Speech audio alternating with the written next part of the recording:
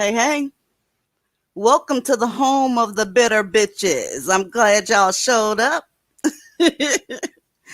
All right, who we got? Moneybags Anderson is here.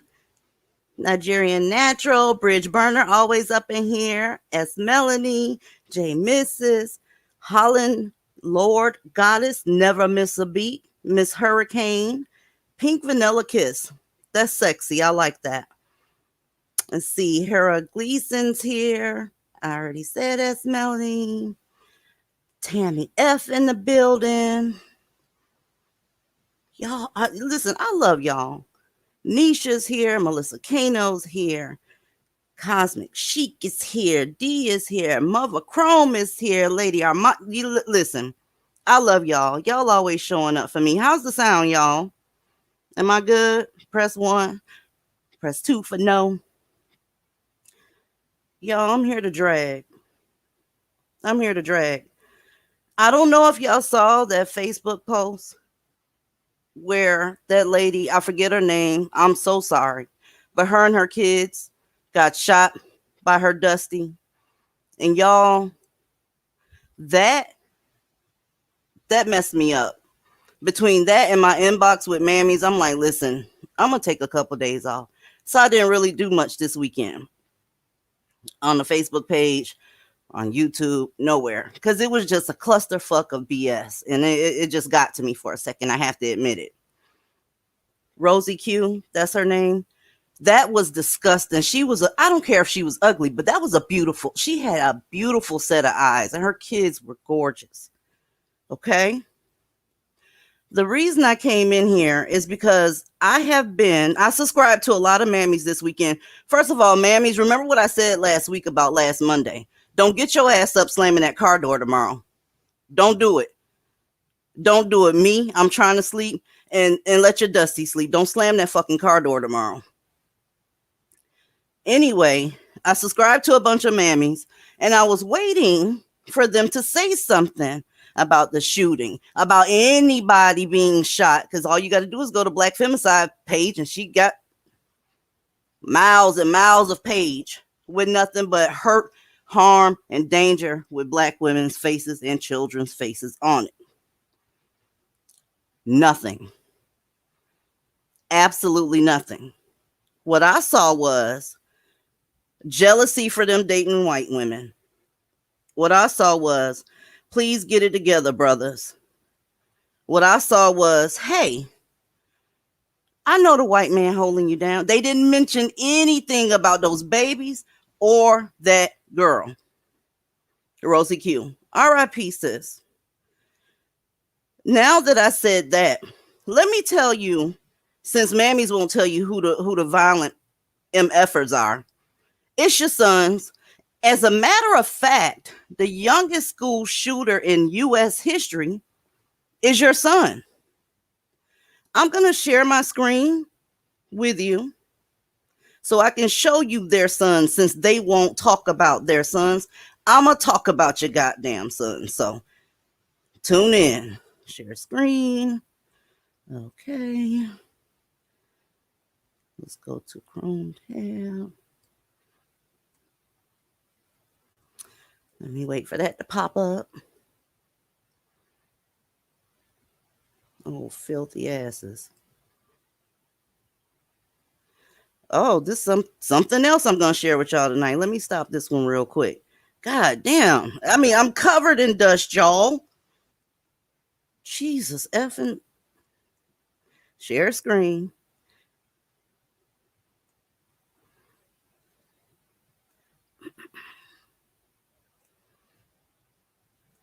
Now, I got the right tab.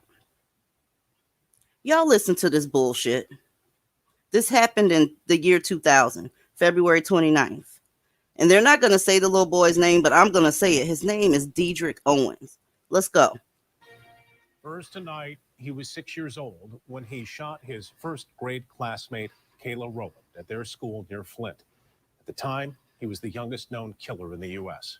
20 years ago this month, the shooting of 6-year-old Kayla made national headlines.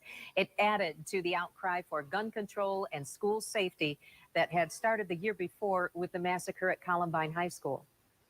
Today, Kayla's family still struggles with the loss, while the system that was so worried about the young killer's future has lost track of him.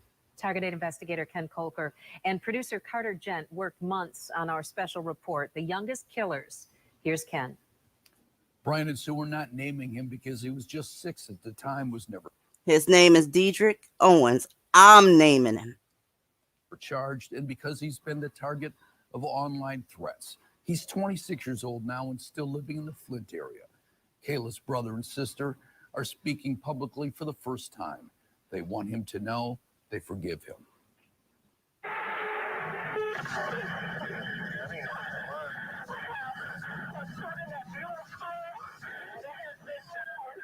I just remember going into the room when they said that she was dead, and I remember looking at her and she was white. And I just kept looking at her and I'm like, Kayla, you're playing a joke on us. Just wake up. Kayla, just wake up. And she didn't. On February 29th, 2000, Leap Day, Kayla Rowland, the 6-year-old tomboy with blue mischievous eyes, had become the nation's youngest school shooting victim. Her classmate, also 6, had taken a gun from his crack-dealing uncle's home and shot her at Buell Elementary School in Crack dealing uncle. If this don't get no more stereotypical, I'm sitting here with a big Kool-Aid grin on my face. They dealing crack and shooting little white girls. Y'all play. Mount Morris Township. I'm convinced the kid took that gun and with the intent he was going to kill somebody. He was mad, according to reports, that Kayla would not let him kiss her on the playground. Did y'all hear it? Did y'all hear that shit? Let me go back 5 seconds, because if you don't hear anything, you need to hear this. The intent he was going to kill somebody. He was mad, according to reports, that Kayla would not let him kiss her on the playground the day before. What that sound like? What that sound like? Like the title says, they are born dusty. This boy was 6 and felt humiliated enough to go home, get a weapon, come back. Let me play that one more time. Somebody. He was mad, according to reports, that Kayla would not let him kiss her on the playground the day before. Kids at school, they had teased him, and I think he was upset. And I think he had the idea that this is a way I can get even. Flowers and candles have already been placed at the entrance of the school in memory of the 6-year-old girl. Above the door, it reads, "We love our children and we care for their safety." But the words were not enough to save little Kayla Rowland.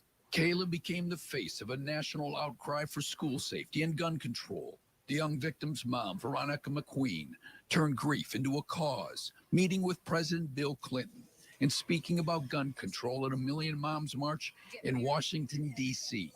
3 years ago, she took her own life. It basically destroyed her to the point where she wanted to die, drugs, alcohol, anything she could do to take away the pain. And I don't think she ever really got over that. Jonathan Allen, Kayla's brother, was a 4th grader at the time at Buell Elementary. I remember actually hearing the gunshot because it sounded like a chair hit a wall. The boy who fired that shot was never criminally charged. Did you hear that? The boy that fired that shot was never criminally charged. Y'all, if you still sitting on the fence, you're welcome to just go ahead and jump over because there is no defense for that. We're told that they have it out for them and that a little black boy in the criminal justice system, they don't get a fair shot. Well, yeah, they didn't even charge this one, and that little girl died. Keep going. There's a presumption that a child 6 years old is not criminally responsible and cannot form the intent to kill necessary to have a criminal prosecution. The boy's uncle's roommate got prison time for allowing the boy access to the gun. The Genesee County Sheriff feared that the boy would kill again. I think it would be a great case study. Here's what happened, and followed his life to today to see where he's at and what he's doing. And I have absolutely no idea where he's even living. Records obtained by Target 8 show the boy and his brother were raised in foster care. Court records show he got into trouble when he was 18 for a theft and a break-in in Bay City. Anybody surprised by that? Because they always change. Just give him a chance. He's young. He's just a baby. He's going through this. His father's not there. By the way, his father was in prison at the time. What? It's okay to say that they won't change. They're not going to. And if you're waiting on it, sis, I'll see you to come pick up your skeletal remains.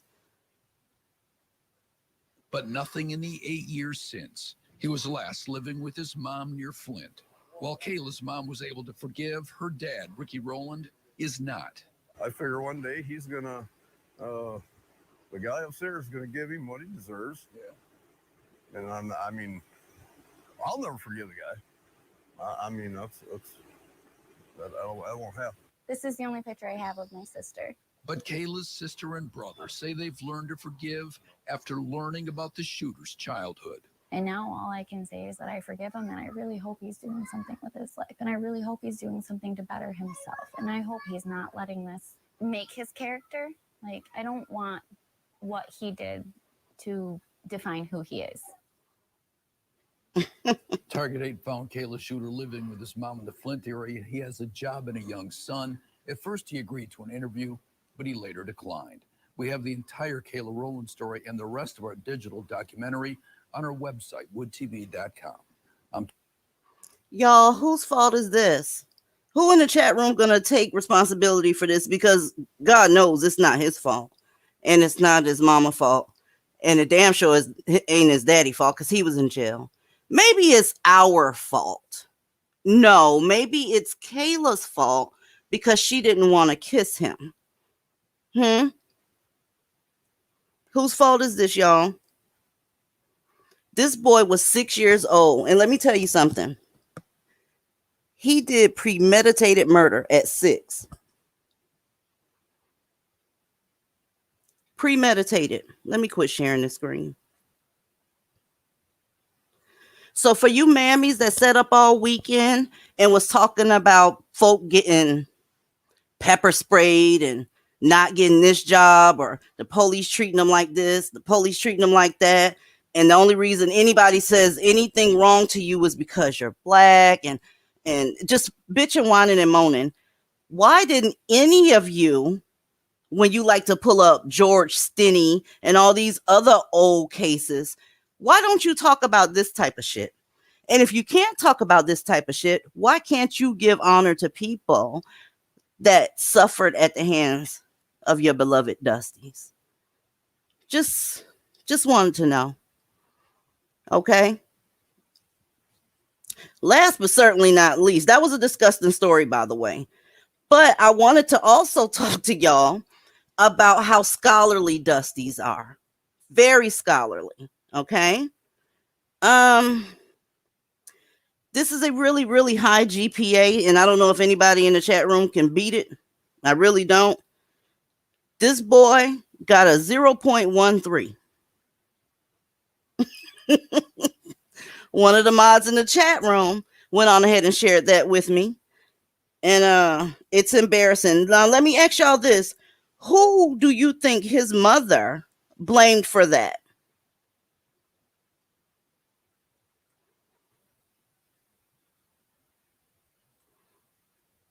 No accountability.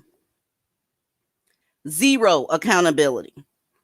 I don't know how in the fuck you're able to get a 0.13. You even get points for getting your name right on the SAT. What's going on, y'all? Tonight, an alarming discovery out of a Baltimore City high school where hundreds of students are failing. As Project Baltimore's Chris Papps explains, we found a student who's passed 3 classes in 4 years and is ranked near the top half of his class. Did you hear what the Dusty in the upper right-hand corner said? He passed 3 classes in 4 fucking years. And these are the dudes y'all asking to build what exactly? Protect what exactly?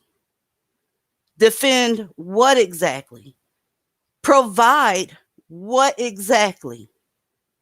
Dusty in the upper right-hand corner, he know what's up.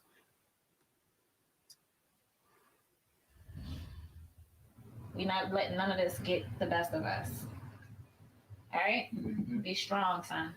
We got this. He's stressed, and I am too. Like, I told him I probably will start crying. Like, my son is, I don't know what to do for him. This coming June is when Tiffany France thought...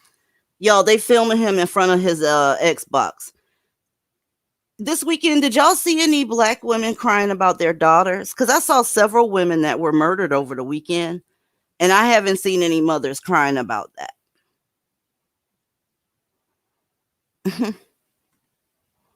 thought her son would receive his diploma. And I'm just trying to fight. He like, Mom, what was all this for?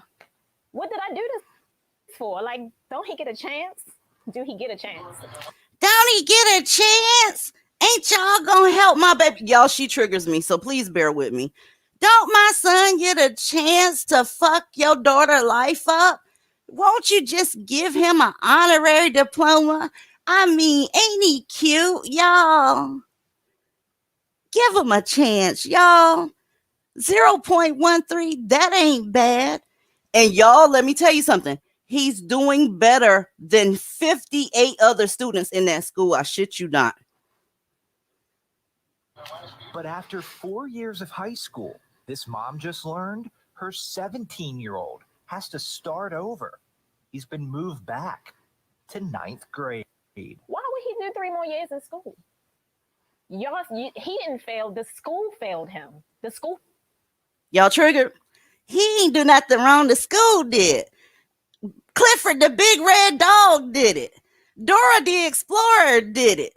Trey Songz did it. Anybody but my baby failed at their job. They failed. That's the problem here. They failed. He didn't deserve that. France's son attends Augusta Fells Savage Institute of Visual Arts in West Baltimore. His transcripts show in 4 years, he has passed just 3 classes, earning 2.5 credits, which places him in 9th grade. But France says she didn't know that until February. She has 3 children and works 3 jobs. She thought her oldest son was doing well because... No, she didn't. No, she didn't. She knew he was fucking up. She just thought that they were passing him because, help a brother out. But when it was time to give him that diploma, they said, go sit your raggedy ass down. That's what her real problem is. Even though he failed most of his classes, he was being promoted. His transcripts show he failed Spanish 1 and Algebra 1, but was promoted to Spanish 2 and Algebra 2. He also failed English 2, but was passed on to English 3. I'm just assuming that if you are passing, that you have the proper things, to go to the next grade. It's just me and y'all in the room. Let's talk, sister. She thought that he was getting over on the school, and instead of saying, "Hey, why are y'all passing my son? He has a 51. What do you mean he's passing? That's a failing." She thought he was getting over. She was like, "Okay, don't worry about it. If they say you pass, you pass." And then when they dropped that big dusty brick on her ass, now she on TV crying. Great. And, the right grades, you have the right credits. As we dig deeper into her son's records, we can see in his first 3 years at Augusta Fells, he failed 22 classes and was late or absent 272 times. But in those 3 years, only one teacher requested a parent conference, which France says never happened. No one from the school told this mother her son was failing. Y'all, I'm not going to have y'all watch this whole video because you already know what it is. You know what it is. It's my son didn't do anything. It's everybody else's fault. And I'm not taking the shit tonight. Let me tell you, I haven't seen you guys in 2 days. I haven't done anything in 2 days. But watch Mammies. I was fully prepared to give someone credit for saying, you know what? Y'all need to stop killing the sisters. Because it's stories that are national that they're ignoring in favor of protecting them.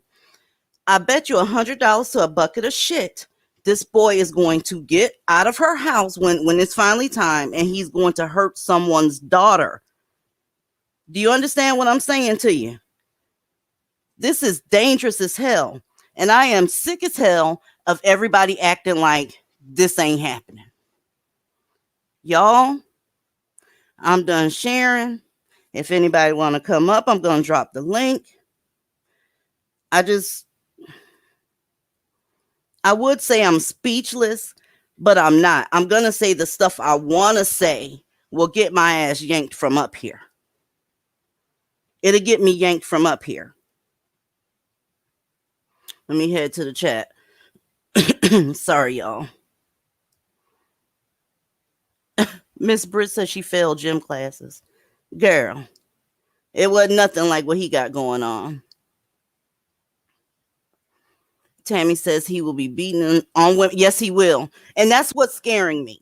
Because if you go to any courthouse, you'll see a mammy sitting there taking up for her violent ass son. And that's what scared me.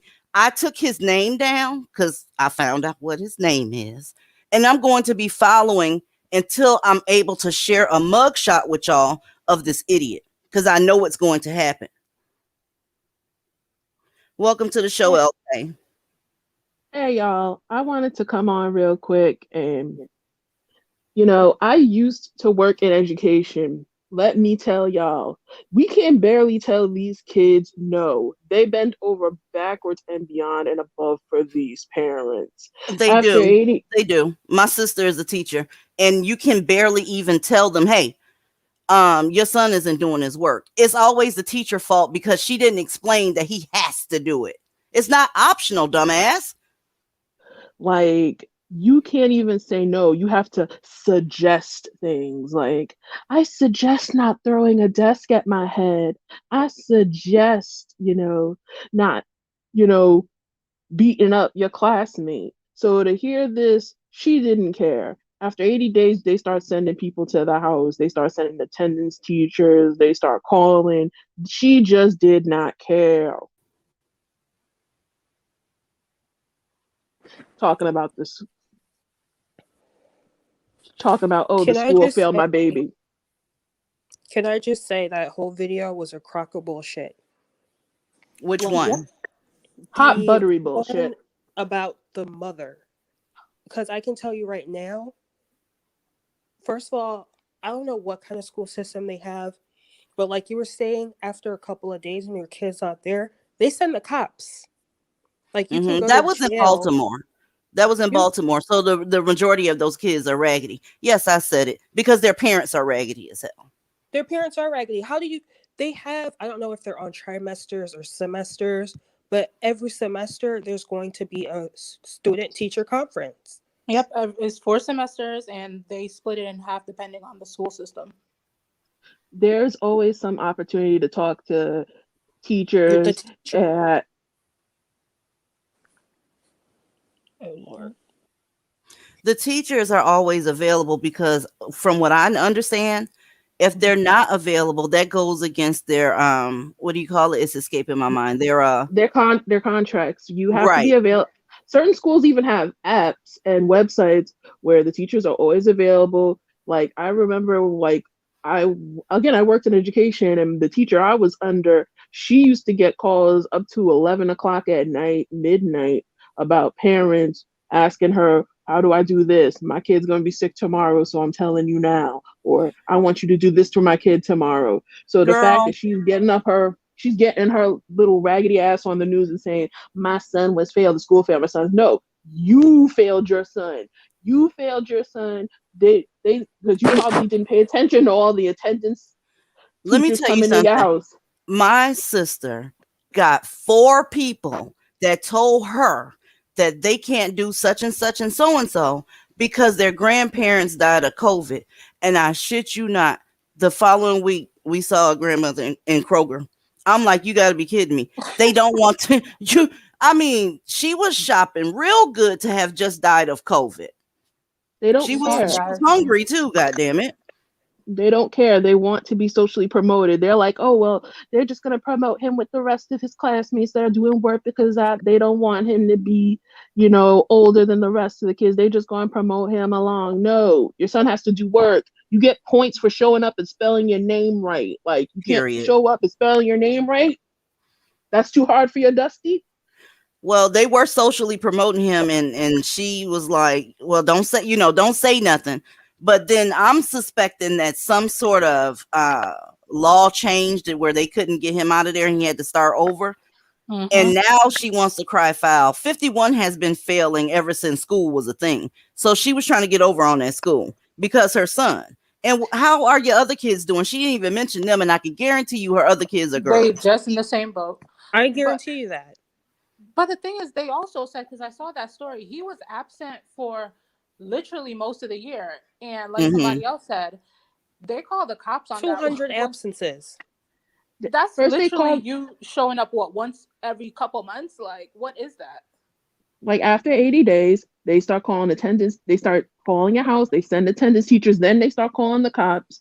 But trust me, like she just didn't care. Like She didn't. And the thing is, she's now doing this media run. And like Divested said, which I didn't even peep, they're doing this on education, and he's sitting his ass down playing on an Xbox. And this mom is going off, and I'm like, you should be embarrassed. Like, you clearly didn't do anything.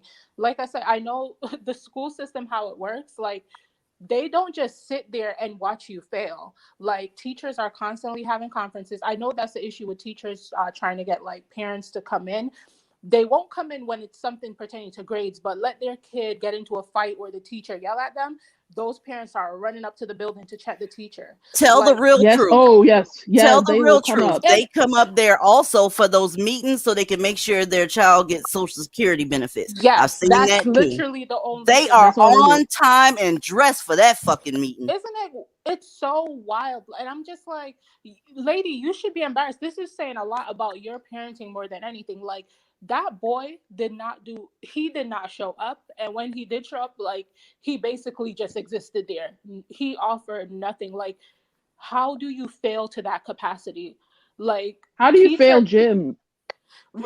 right. And you know they And love then you're supposed basketball. to be the most athletic people on the planet, and you failed Jim. Off with his head, honey. Bitch, like you just He change your wasn't even uniform and going play to. He wasn't basketball. going to school. He wasn't going to school, so how could he pass gym class? She And knows Jim, that he wasn't going to school. I'm not going for that foolishness. and I'm sorry, I'm JD so Bailey, thank you. passionate. And not to Thank mention, you My like, whole thing for this coming is is up, like, JD. Okay. JD, I don't think you've ever been up I was here. just So saying, my whole thing is when Yes, I've been following you on Facebook for a while, but I deactivated my Facebook for a bit, and then I saw you set up a YouTube channel. Um, and I was super excited because your posts are always epic. But a couple days ago, my friend and I had seen this particular post. I'm originally from Virginia, and I've lived in New York City for almost 20 years. And I'm sorry, this woman, I absolutely felt the same way as you ladies, that she's full of shit. Because when I was in school as a child, excuse my lisp, I popped my braces in. So when I was a kid, and I was in elementary school, there was a point in time with my little brother and I that we had a speech issue. And you know, when you're in public school, there are a variety of resources. All you have to do is ask. And so my mother, being a social worker, like, she was on top of that. She bought hooked on phonics for my, for me, and then my brother used it because he's younger. And she had us pulled out of class to work with a speech pathologist. And this continued until we were in about, I'd say maybe the second or third grade. And it was established we didn't need it anymore. And with a situation like his, what I believe is that, because I've heard of single parents having crazy schedules where they can't get to PTA meetings, but what a lot of the schools will do now with technology, you have the teacher's email and app, like someone referenced apps and stuff, where, like, as long you can be constantly in contact with the teacher, and you might not be able to see her. Let's say you can't get to the PTA meeting, you might email her and be like, well, is everything okay with my child? Right. And then that teacher would in turn tell you, they seem to be lagging behind. And I remember when I was in high school, I struggled with math, and I took chemistry, and there was a PTA meeting, and my mom and dad went, and my chemistry teacher, she was really a nice lady, and she was like, I know she's struggling in class, but she does try. She's like, she really shouldn't be in here because she should be at this level math, and she's not there yet. But that woman gave me a C. So, like, this story is disturbing to me, because a lot of times when parents are actively engaged and a child is trying and they show up, a lot of times you'll at the very least get a C. This means he was doing nothing. That's so And if he true. I could and if attest he to was that. That's true. and if he was developmentally delayed, like, I believe, like, throughout the time he was in school, like, people were trying to reach out to her and she was ignoring the calls. She wasn't prioritizing it. She wasn't She worked 3 emailing. jobs. She worked 3 Well, jobs. but she got but that bitch got a smartphone. She could have went And on a a smart break ass and and a emailed smart ass somebody. mouth. She got a I'm smart ass not mouth too. She could have emailed somebody on her smartphone while she was on her break. Like, I'm not buying that, because I know single parents that have very busy schedules that are still actively involved in what's going on with their children, even with 2 or 3 jobs. They'll be like, well, let me go to the bathroom real quick and just email this teacher to see what's going on with my child.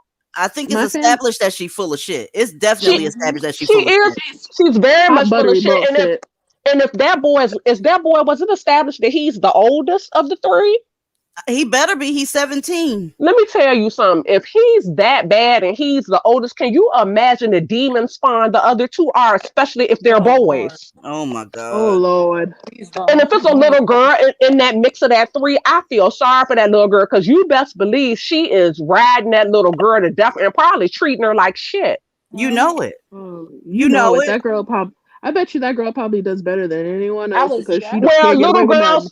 Little girls, you hear these stories all the time where, like, the black mother is busting the little girl's chops to do good in school and do all of this stuff while the brother is mediocre and he coasts. Like we hear about that in the Black community all the time, whether it's a two-parent household or not. And it doesn't even matter if it's an African American household. It happens in Caribbean and African households too.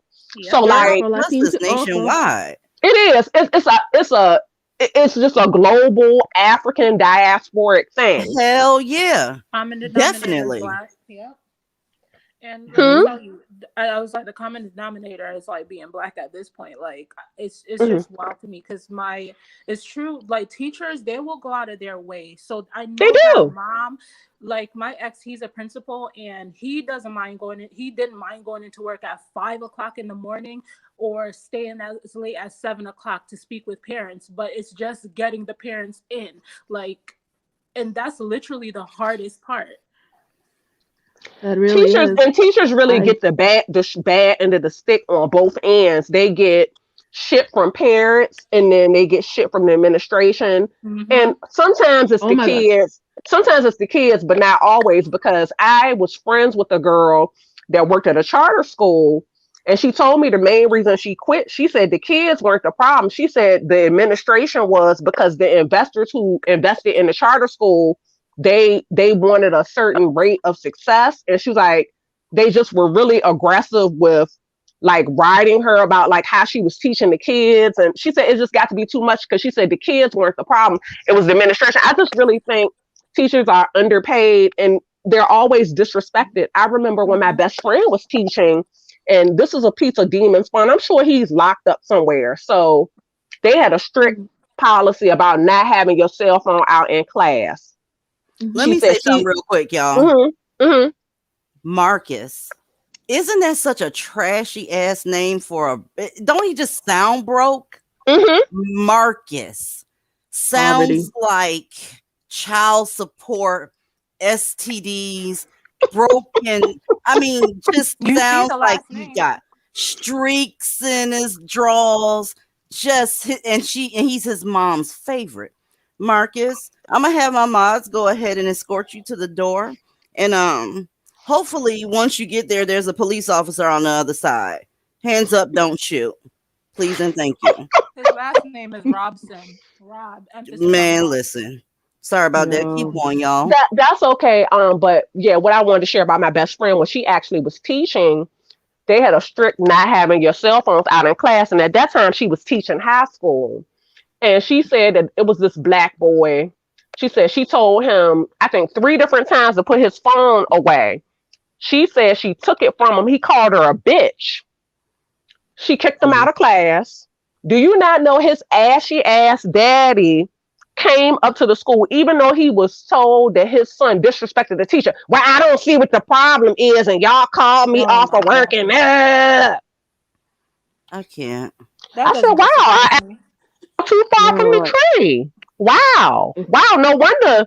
I said, I'm sure he's in and out of jail by now, because I'm like, if his father is accepting of that behavior, I was like, he can do no wrong. I said, I'm sure he's raped a couple girls by now and robbed a couple people by now and has a rap sheet. I hate to say it, but you can tell who's gonna grow up to be the demon spawn when they grow up. Absolutely. I hate to say it too. My little brother subbed for a while, and I actually had that conversation with him because I had done a little bit of volunteering with children when I was in college, and I was like, have you noticed with these kids, you can almost tell who is set for the industrial prison complex? He said, I hate to say it. He said, but I can tell which ones are going to be deadbeats. He's like, yeah. He's like, I don't like to say that, but he was like, it's true. He's like, you can really, really tell. I like to say it.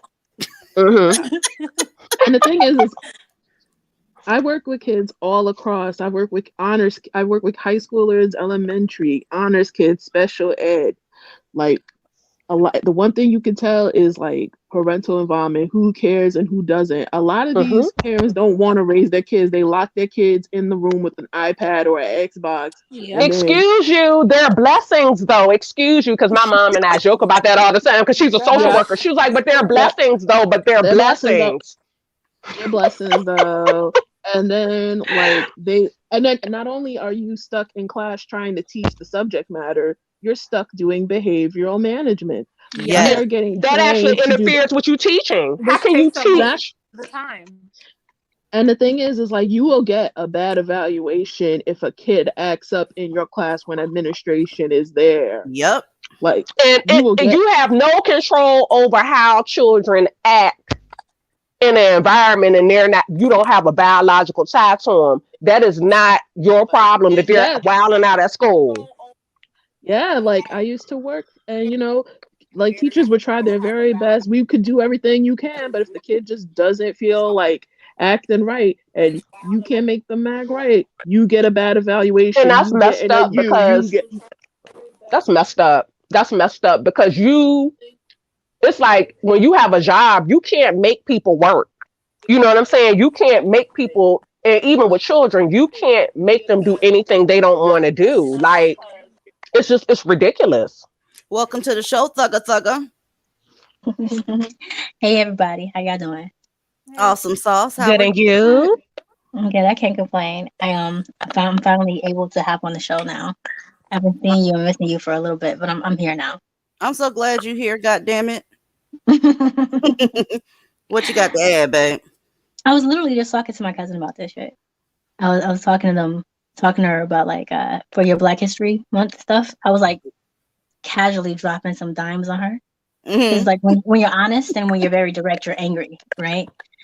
So I'm very casually, explaining to her that, like all the ills in the world comes from the motherfuckers that you like to protect, right?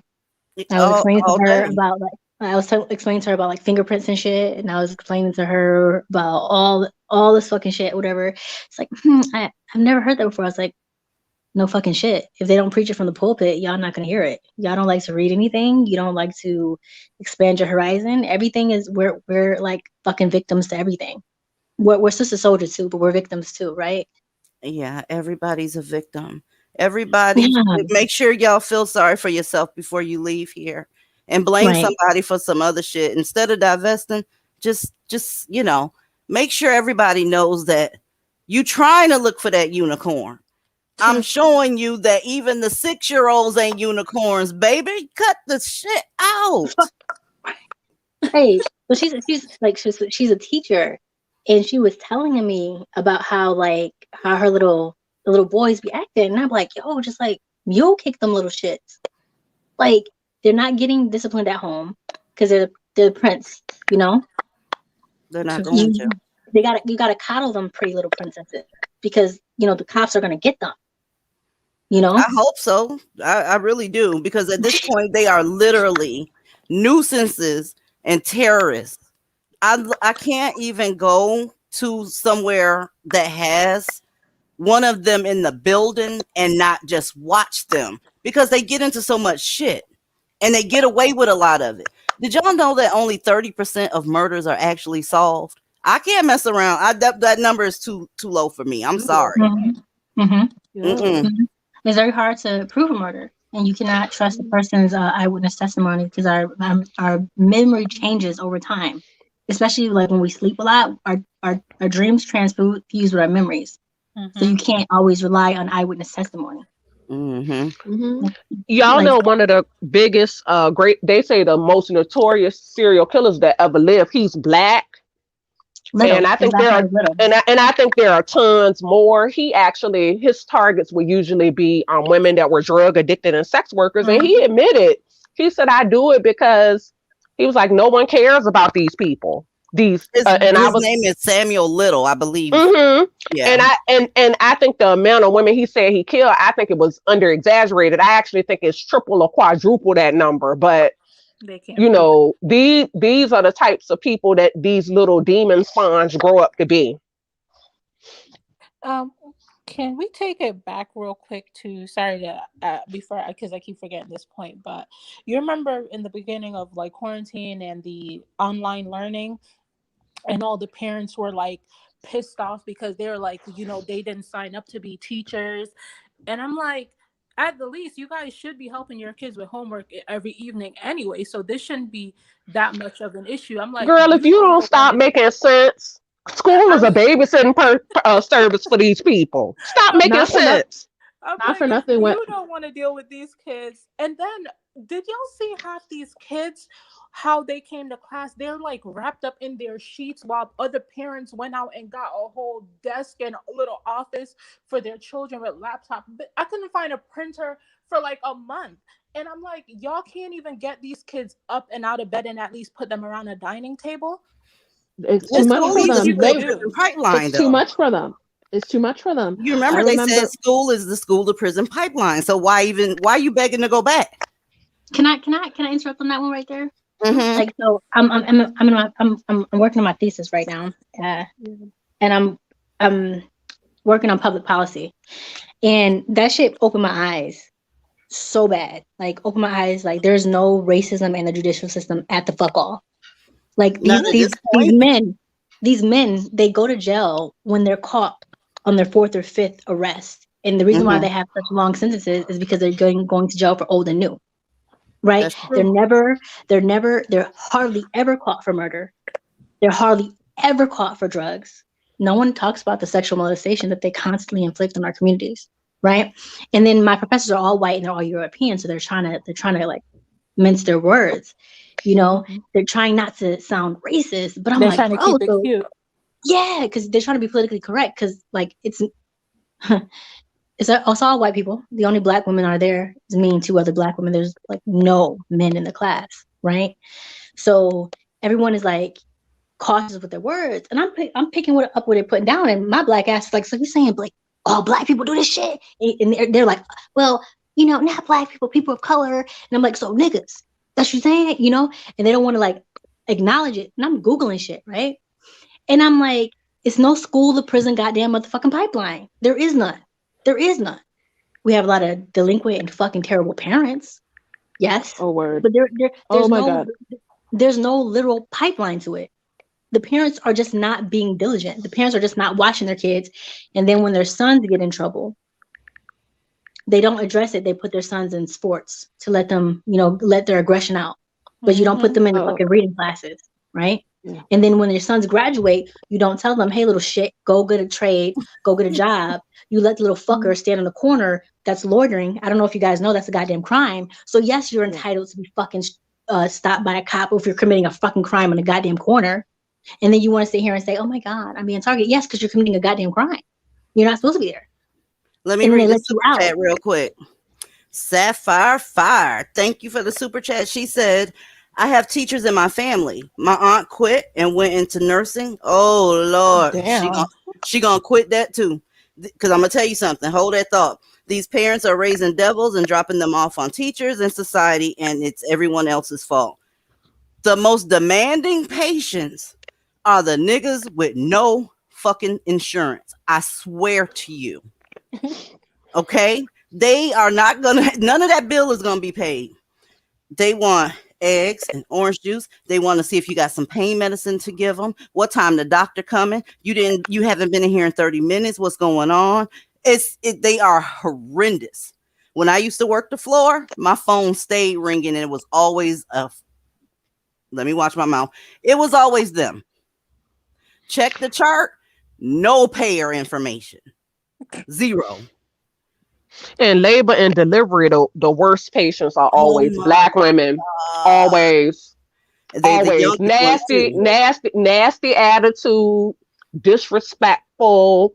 Like, I know people that are like labor and delivery nurses, and like they were like, you know, I'm a black person, so I get paired up with these dysfunctional ass black women with their crazy scenarios and they're giving birth, and like, and then they're nasty to me, and then they assume that because she's black and I'm black, you know, they act like all black people grew up in struggle and dysfunction, and you know, they're like, I'm tired of it. They were like, I can't relate to someone all the time just because we share the same skin color.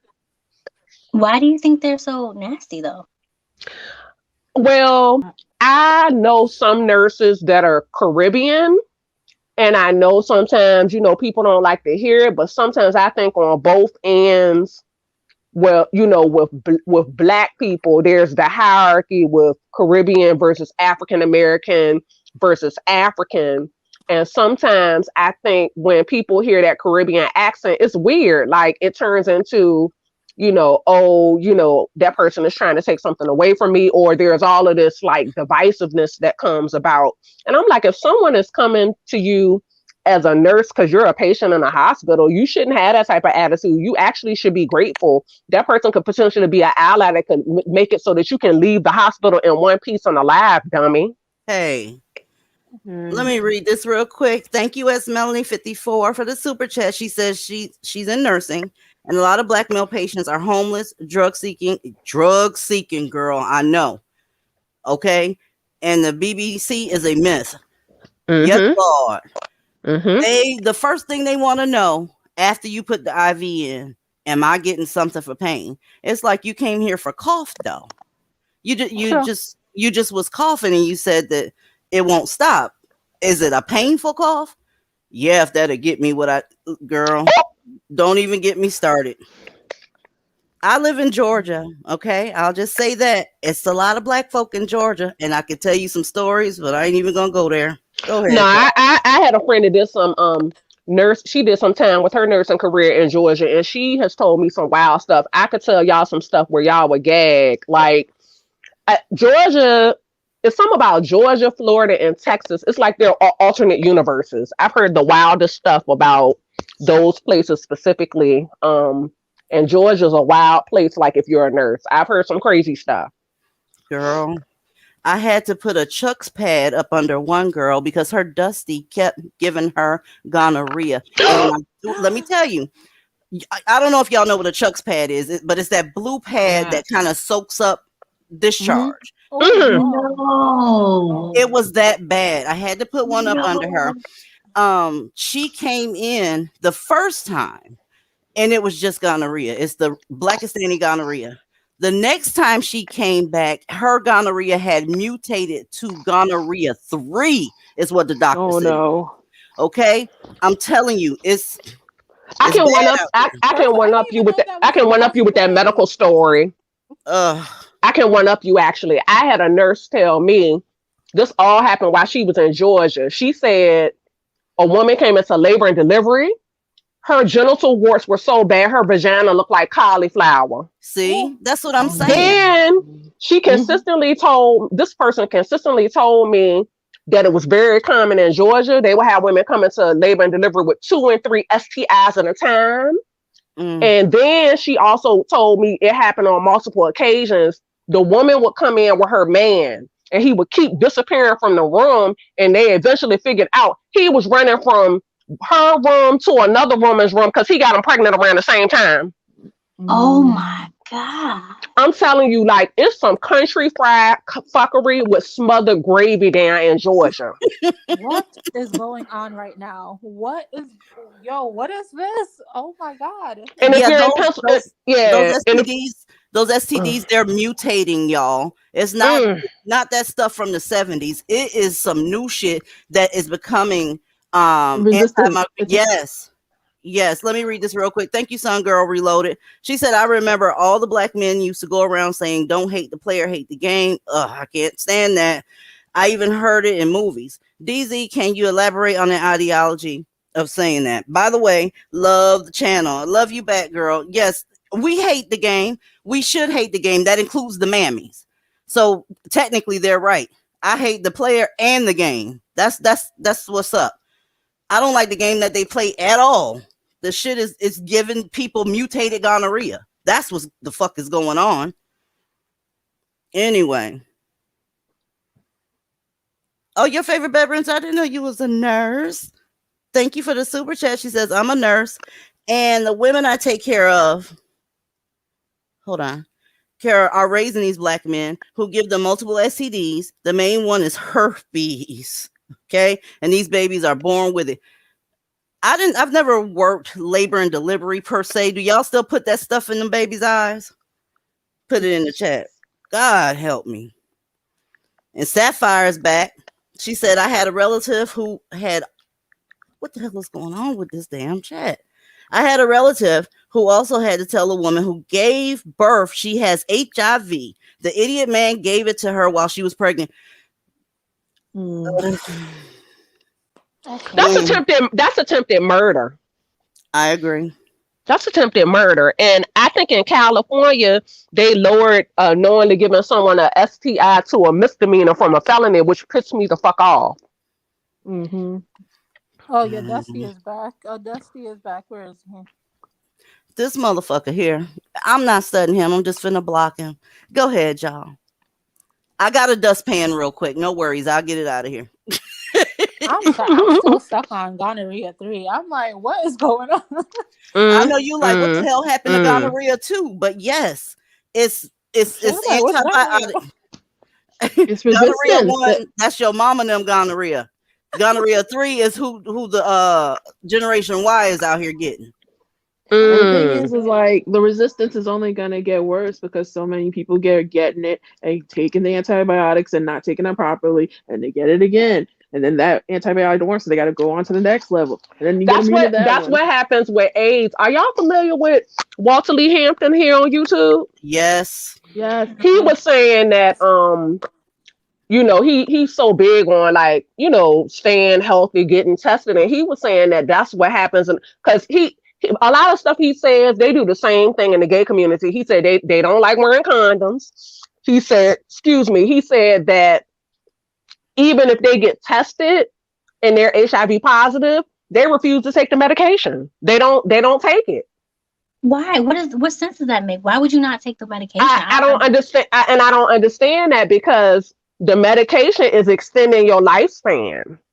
I don't understand that. And then I know years ago it wasn't just Black gay men. I don't know whether y'all have heard that they have giving parties. Are you familiar with that? No. What the fuck? Yes. So basically what a giving party is when they know they have the virus, like there's a lot of anxiety around catching the virus, and then there are people that know they have it, and so their logic is I'm gonna get it at some point anyway, and so they'll sleep with other people that had AIDS, which will create a super variant of the virus, or the people that don't have it are like, well, let me get it over with and I'll just catch it now and get it over with. And they call it giving parties. Is going on right now? And they've been having a whole bunch of orgies during COVID too, y'all. COVID has not stopped them from having their orgies, honey. They're disgusting. The giving parties, the giving parties is a big thing in like DC too. It's like a huge thing in DC. Y'all, I'm disgusted. Where's the vomit bag? I'm like shocked. I'm in shock. Like this is. I am. I'm sitting here thinking. I'm literally staring into space, like giving parties. I didn't think I can learn anything else, at least not tonight, concerning no damn Dusty. Giving parties. Oh my god, what the fuck? I've learned a lot of things in the last 3 minutes. Like, I learned about the giving party stuff like in like 2008. Like I was down in DC working, and I'm down there, and I remember just hearing the comment about it, and I'm nosy, so I'm like, what is it? And I'm asking questions. I was like, this is a crime scene and a motherfucking shame. Like the cops should be like called. And it's common. It's very common in DC. A lot of them leave those parties and head straight to the bed with the mammies near you.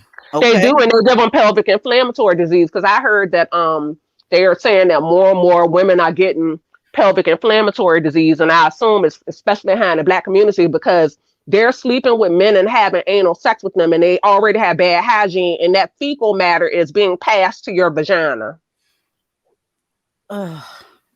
Can I have a question? Can we talk about the bad hygiene for a second? Can we talk about that for a second? Can we elaborate on that? I don't know if any of you read that book. Go ahead. No, because I have questions. I legitimately have questions. You know, okay, go ahead. Mm-hmm. Like I've never actually dated or had sex with a Black dude before. Not by choice. Wonderful. Congratulations. I just never like, you know, it just never happened, and I never was like interested. But I remember my cousin getting BV, and I was concerned. Like, how does that happen? You can get BV for a variety of reasons. I've never had a man give me BV. I've always gotten it kind of on my own, and sometimes mine was not attributed to diet. Like, your vagina is very delicate, and it doesn't take much for your pH to get off. A man could wear a condom, and you could have sex with him, and the condom could throw off your pH. You can eat something and it could throw off your pH. But I believe in the Black community because these men are allergic to condoms and accountability. They're nasty and they eat flaming hot Cheetos and drink Hennessy and don't drink water and don't eat salads. They're so toxic and paired with the bad hygiene is because they love to say that our pum pum stink. Yeah, okay. And the reason that it stinks is because you're the common denominator, sir. Don't forget You're the common denominator. Yeah, like it's crazy. Like, and a lot of women don't know this. They think, oh, it's me and it's bad, and and I'm wrong. And it's like it's not exactly you. This dude is like eating garbage all the time, and they say washing your ass crack and washing your penis is gay. This new wave of Negroes. Hunty. What I have Yes, locks, so I get my hair lined up. I go to the barbershop, and there was this older woman. She was talking about, I don't know how we got in the subject, about how like she washes her ass and she puts her hat. She don't finger her booty hole, but she puts her finger enough to make sure it's not clean. And all these dudes are like, I don't do that, and I'm like, y'all probably smell like shit right now. You don't know how to wash your ass. Like I can smell. Ugh. Yep. And they got skid marks in the drawers front and back. Hell yeah. Somebody sent me a picture of some shit today. And ironically, he was sitting there comparing himself to a woman when they were talking about pH levels of the vagina. He said, well, let me show you mine. And he had skid marks. I mean, just... We're aware that BV is not an STD, Tammy, but it can be passed as a STI. It can. You can throw off someone's pH and have them have chronic yeast infections from a nasty ass man. It does happen. It's not a STI per se, but it can come from sleeping with men with dirty eggplants. It absolutely can. I think I'm familiar with that king face person. I'm sorry, I'm reading out loud. Go ahead, y'all. They really believe that you like washing between their cheeks makes them less of a man. And they have all sorts of smegma and like booty crumbs, and they want to be up on just a woman. It's like, their booty is stuck. Their booty crack is stuck together with boo boo glue. Oh no! And they talking about how you adorn yourself and your physical appearance when they need to get familiar and friendly with some soap and water. Believe in baby wipes. They believe in baby wipes. Like that's the solution. Baby wipes. A lot of them don't even believe in that. Remember they don't even do that. That's all they did. They sprayed that Axe and called it a day. That's why I don't fuck with niggas that. Well, I don't know. But like, I would never. If it ain't YSL or something, no. In a shower. Some of them just keep it au natural. Like I used to go to a lot of like nerd conventions, and oh my god, they do not know what soap and water is. They will probably go. You're right. And also comic book stores and places like GameStop, the retail workers will tell you how bad they smell. I can't stand none of y'all. I am cackling. I go to those conventions all the time and I'm like, I know it's not me. Maybe we just figured out what oppression smells like, y'all. Is that it? Maybe that's what oppression and conquered smells like, god damn it. And it's their mouths do it for me. Their mouths and their black ass gums and that white filth around their lips or their teeth. That does it for me. Well, a lot of them don't go to the dentist, and that's another thing. I really wish women would take their dental health and like looking at men's grill seriously, because like if your teeth are very, very crooked, they're very hard to clean, and if you don't stay on top of going to the dentist, like all of that tartar buildup and bacteria, it creates other health problems. Like, and you don't know what he's going to transfer to your body by kissing you in the mouth or down in your lady region. Like, it's nasty to me. Like, you should not be messing with dudes with, it's just gross. I'm taking microbiology. Teeth that got gold girls. Nigga, please. Y'all giving babies to niggas with black lips too. How do y'all get past that? Mammies, how y'all get past that? And their lips be crusty, no chapstick. Their lips be crusty and peeling too. I'd be like, why would you like it looked like if you touched me, like your lips would cut my face. Like, I don't understand. Like, I think what has happened is that literally women, I think, in dealing with men like this, they think this is tied to like masculinity. I don't understand how bad hygiene has been tied to, well, that's what men do and it's masculine. I don't understand. My Yo, dad that's has always had really good hygiene and he's a blue collar worker. I don't understand it. His nails have never They been think dirty.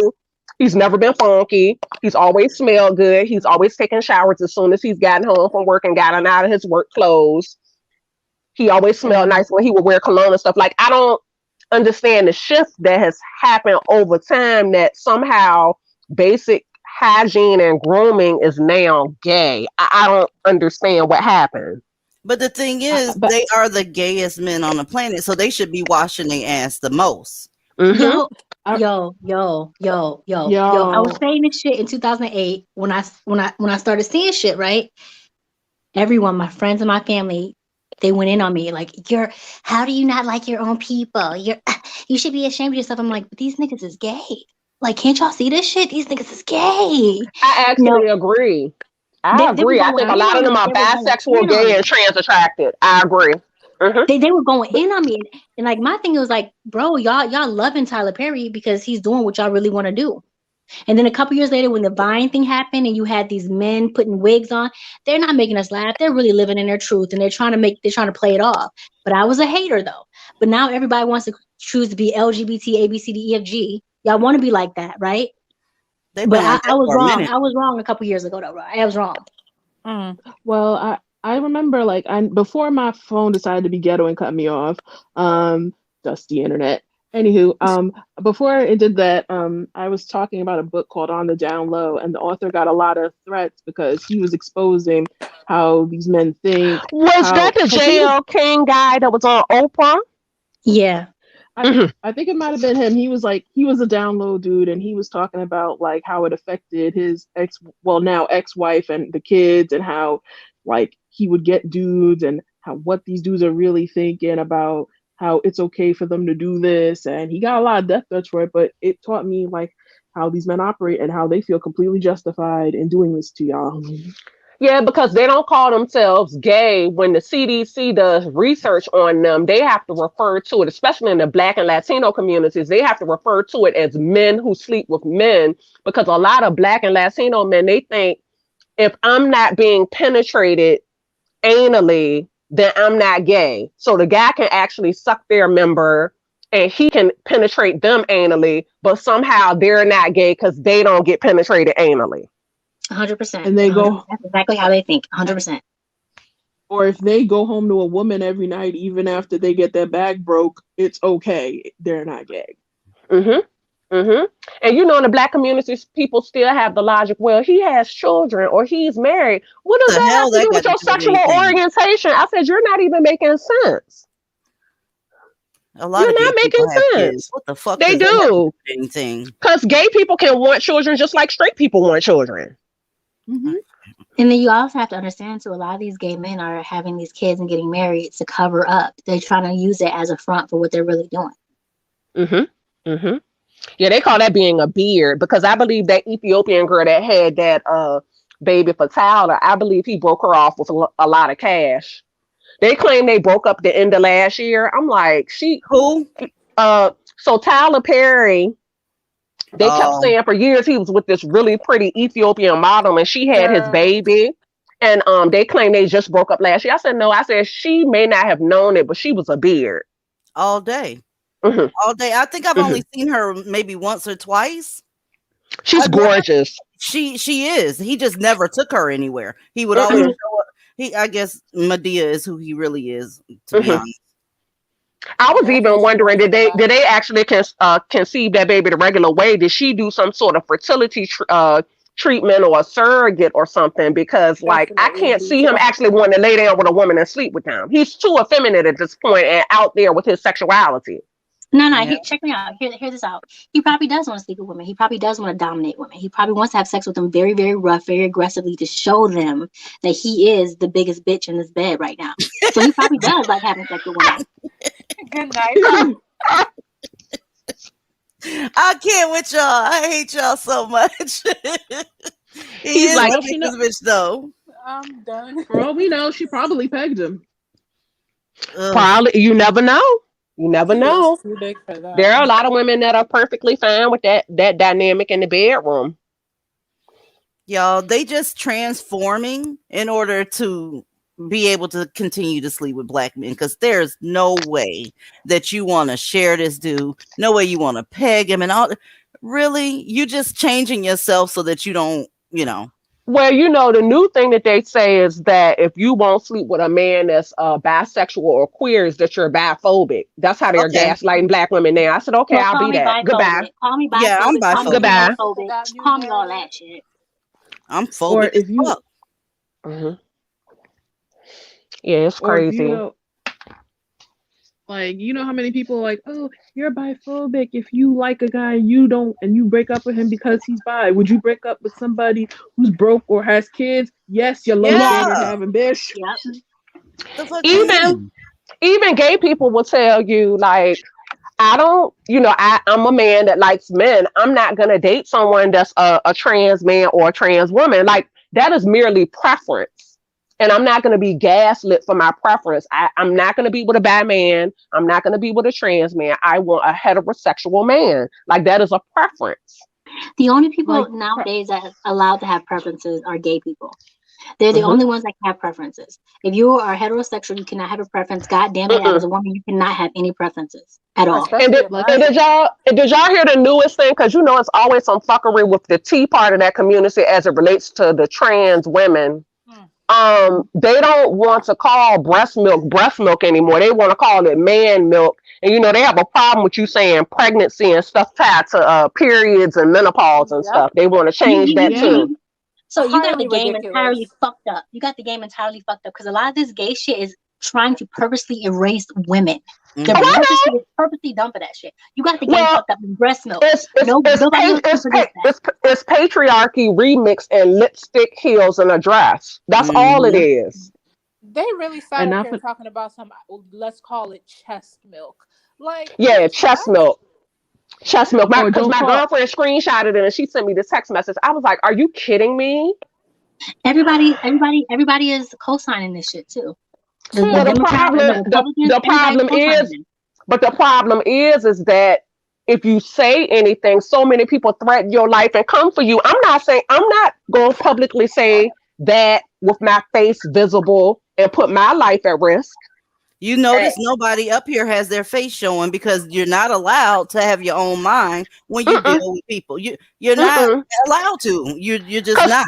Cause people say less on YouTube that triggers people and get doxxed and have death threats. Yes. Yep. Can Like, I say like, something? mhm. Yes. That's why I called in too, because I got a distinctive voice in my area, and the author Scheherazade Ali is here. And she came onto the radio, and after she had left the radio show, she had everybody calling black women all kind of hoes, because she was saying, like, these old hoes need to teach these young hoes a thing or two about keeping a man. And I don't know if y'all know who she is, but I wanted to read what she teaches in her book, and why these nakers are always reading her stuff. We So know who she is, but go ahead and okay, hit it. okay. So I'm on. What's that? It says, although not lazy by nature, she has become loose and careless about herself and about her man and family. Her brain is smaller than a black man's, so while she is acclaimed for her high scholastic achievement, her thought processes do not compare to the conscious black man's. Her unbridled tongue is the main reason she cannot get along with the black man. If she ignores the authority and superiority of the black man, there is a penalty.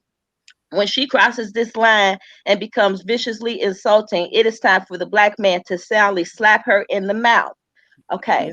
Yep. So she's cool with the radio host down here, who I've been arguing with for years, because he always go in on the black single mothers. There's a lot of black homeless single mothers here. Why they got so many kids? Why they got so many kids? So I hit him with, don't you got a bastard child out there? Because one of his kids called in. He was 36 years old. Like my mama said, you was my daddy. Now, you 36 years old, your mama told you who your daddy was, but you telling me on the radio right now you didn't know that you had this child out here. But anyway, I said what I was saying was I had called into his radio station that day to talk about the federal minimum wage tip that was being discussed in Congress. I was talking with him about that, and somebody in the chat was like, "She hate black men. She hate black men."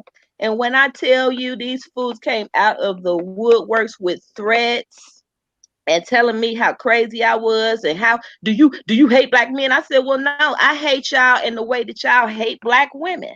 You know, what am I going to do with somebody that's raping and killing and murdering me? How do you love that? How do you love a culture that's built on pimping us? How do you love a culture Right. that's built on, I'm explaining this to the whole city, to the whole Ohio area. And he trying to tell me some ish about what Scheherazade Ali had just said. And I'm trying to explain to you that in your state, 57% of the sex traffic victims are black girls 13 to 17 years old. Okay. And those who are trafficking them, over 62% are black men. I don't love you. We got kids. So anyway, we was arguing because somebody had heard me say on, again, because I've been very vocal for years about black females and the rape and subjugation and our murders. And this man had murdered a local woman, and another man was saying, well, he need to have a trial and we shouldn't put no death penalty on him. And I'm like, what do you mean? He killed that Wow. woman. He killed her child. And you talk, well, racism, racism, you get the death penalty. Everybody should get. And like you said, Andrew Sorrell, I named these people off. I named off the most notorious serial killer in the United States was a black man. He had killed over like 90 women. I named off the Grim Sleeper over in California, how he had killed all those black women in a 30 to 40 mile to the whole city. I'm explaining to them he was targeting black women, and people would ignore these murders. You hate black men. You racist. You believe in the death penalty. I'm just, so what do you think? That they just supposed to sit in prison for 150 years? Yeah, every new shouldn't take no life, but they took life. They murdered this one man, Anthony Kirkland. He killed his wife or his girlfriend. He served 16 years. He killed her and burned her body. He served 16 years. He got out of jail. He killed 5 more women. He kidnapped a 14-year-old little girl up here and cut her head off, burned her body, Oh my God. then went on to kill 2 other black women. And when he finally got caught, he killed a little white girl who was jogging through the park one morning and raped her and killed her. I said, you think he's supposed to just sit in prison? You don't think that they're supposed to fry him? You don't think they're supposed to make sure that he dies today?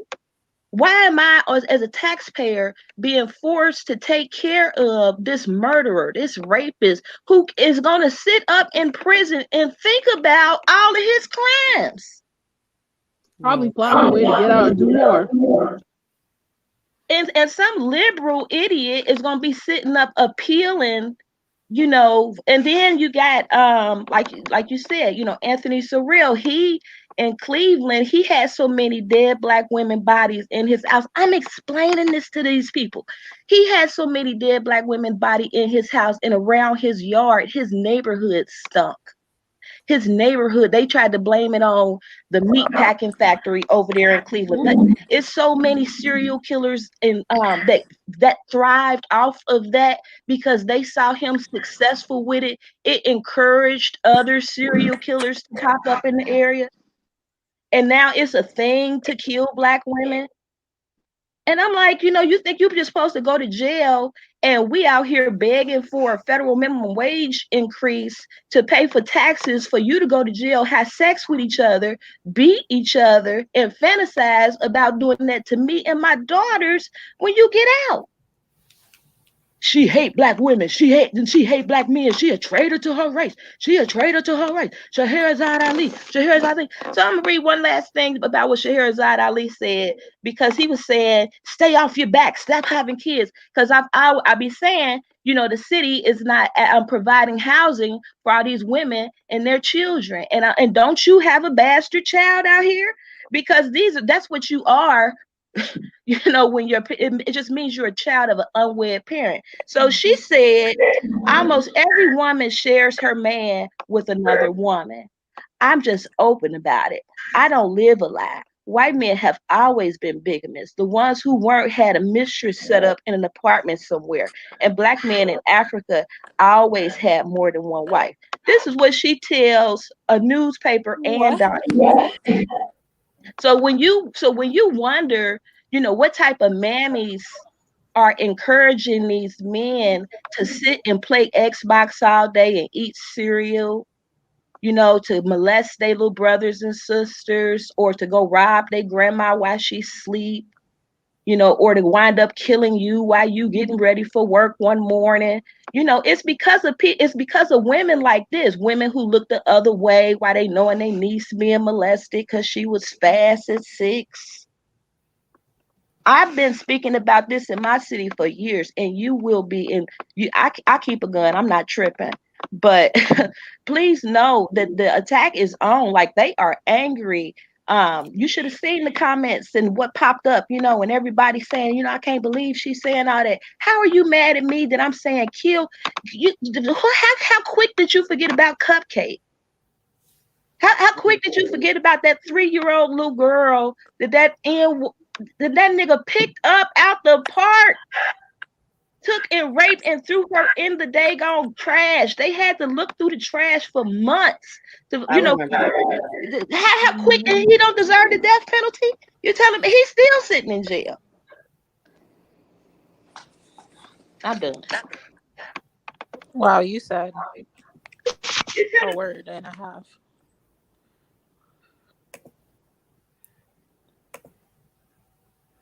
All right, Divine Femininity, you up in here, baby. Hi, sorry, I didn't want to interrupt. I just want to thank you. I watch this show every single day. Like, I go back and see shows that I've missed, and I just listen to it constantly. Like, this show is the truth. Thank you. Appreciate it. Yeah, and I can honestly say that where y'all are, it took me years to get here. Like, I'm fucking done. But I want to talk to the sister that was just talking. You and I are from the same area. What made me call, excuse me, because I am nervous as hell. What Don't made be me nervous. We ain't gonna call, bite you, girl.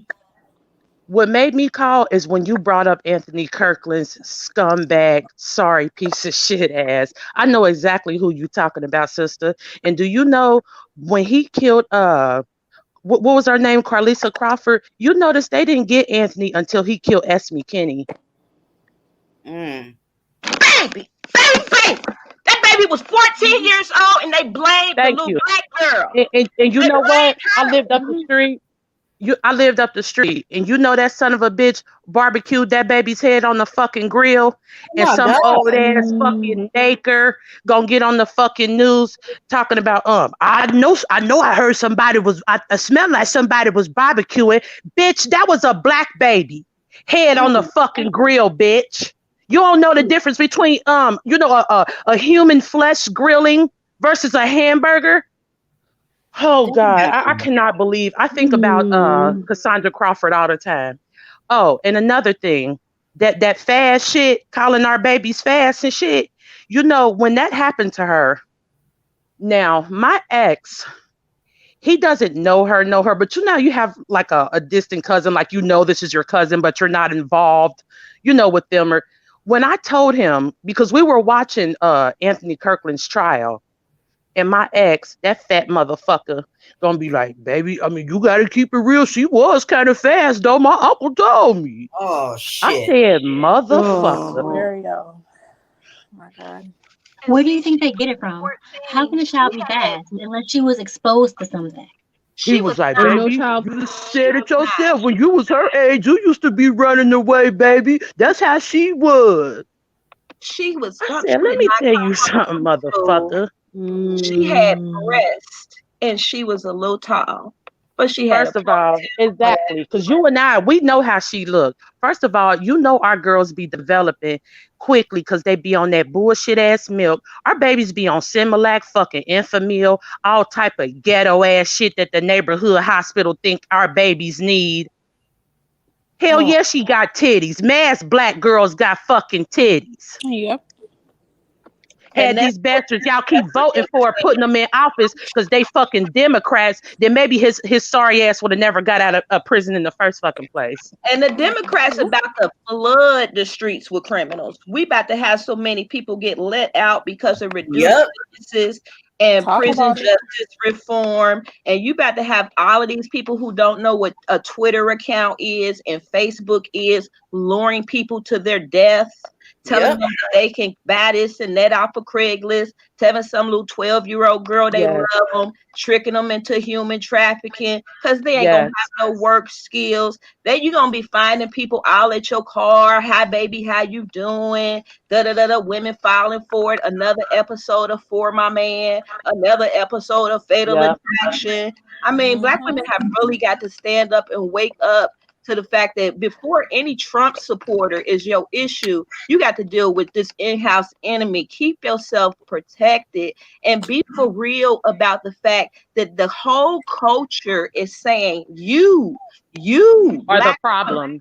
yes, you are You are the problem. They leave your children to the wolves. They impregnate you, blame you, gaslight you, and then the moment something happens to you or your daughters, it's always your fault. I say this all the time. If lack of accountability was a disease, black men would be on their fucking deathbed. Period. Talk They about it. simply they are not equipped. Fuck the fact that they can't build, they don't have any power. They are not equipped to even live in average, everyday human fucking normalcy. It's like, okay, you've already made yourself the laughing stock of the planet. You are a global failure. Just go away. I want these guys are deplorable. I I feel you, can't. sister. Look, I be having to stop myself from saying crazy shit on here too. Yeah, What I need to I do just is can't. I need to get me a Patreon so I can say what I really want to say. I know y'all like, what the fuck else could you possibly say, girl? Oh, there's a lot. Girl. And I don't give anything to YouTubers, but I will. Hey, I give you half my check for that shit. Quick I ass am ahead. sick of this shit. I can't.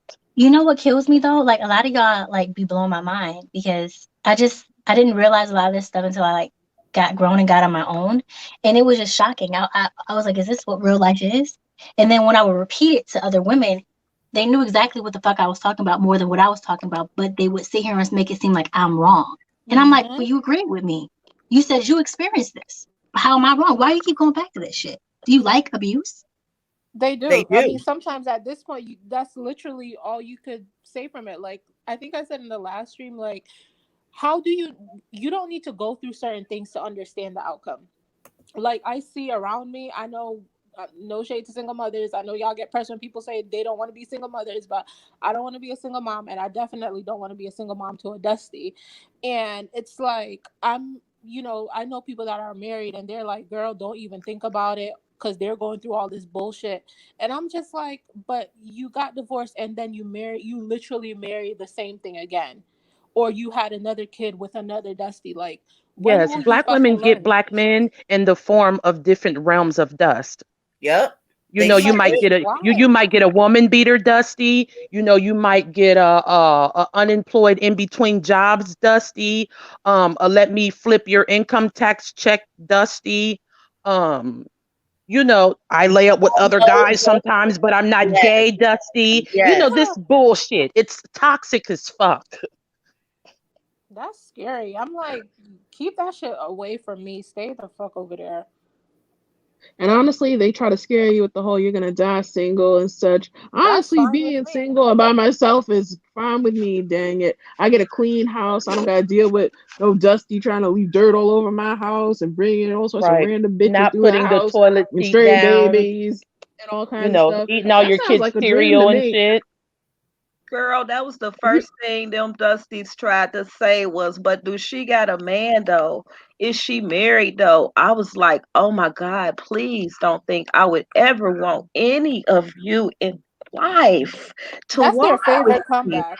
I'm Ugh. tired of That's that what they even have. being a shaming tactic. First of all, in 2021, telling somebody they don't have a man, like, come on, this isn't the 50s. You can't shame women like us. Oh, that's right, you ain't got no man. Motherfucker, that's why I don't have any gray hairs either. And I'm not aging. Girl, that's why I ain't got vaginal warts and all them other diseases. Right. That's why I don't have blue waffle. I mean, That's like, why I what don't the have bad fuck? credit. Girl. That's why I have These joy in my girls really life. be buying cars for these Dusties, leasing cars, leasing rentals. Yeah, y'all see that girl that bought her Dusty some property? It was so fucking. I'm talking Oh about. my I god, that's cringed. making me I nauseous. coiled into myself with embarrassment. I'm tired of feeling secondhand embarrassment for people that are never going to learn. When she handed him that deed for the property, I just And didn't he say, wanted to why did And he you overdose was on mad. pills. And he was mad. And he was mad Yeah, because he wanted to yeah, he was watch. pissed. Some Girl Reloaded said, in Cali, black men walk around in packs. They are so poor, nobody in the manosphere talks about it.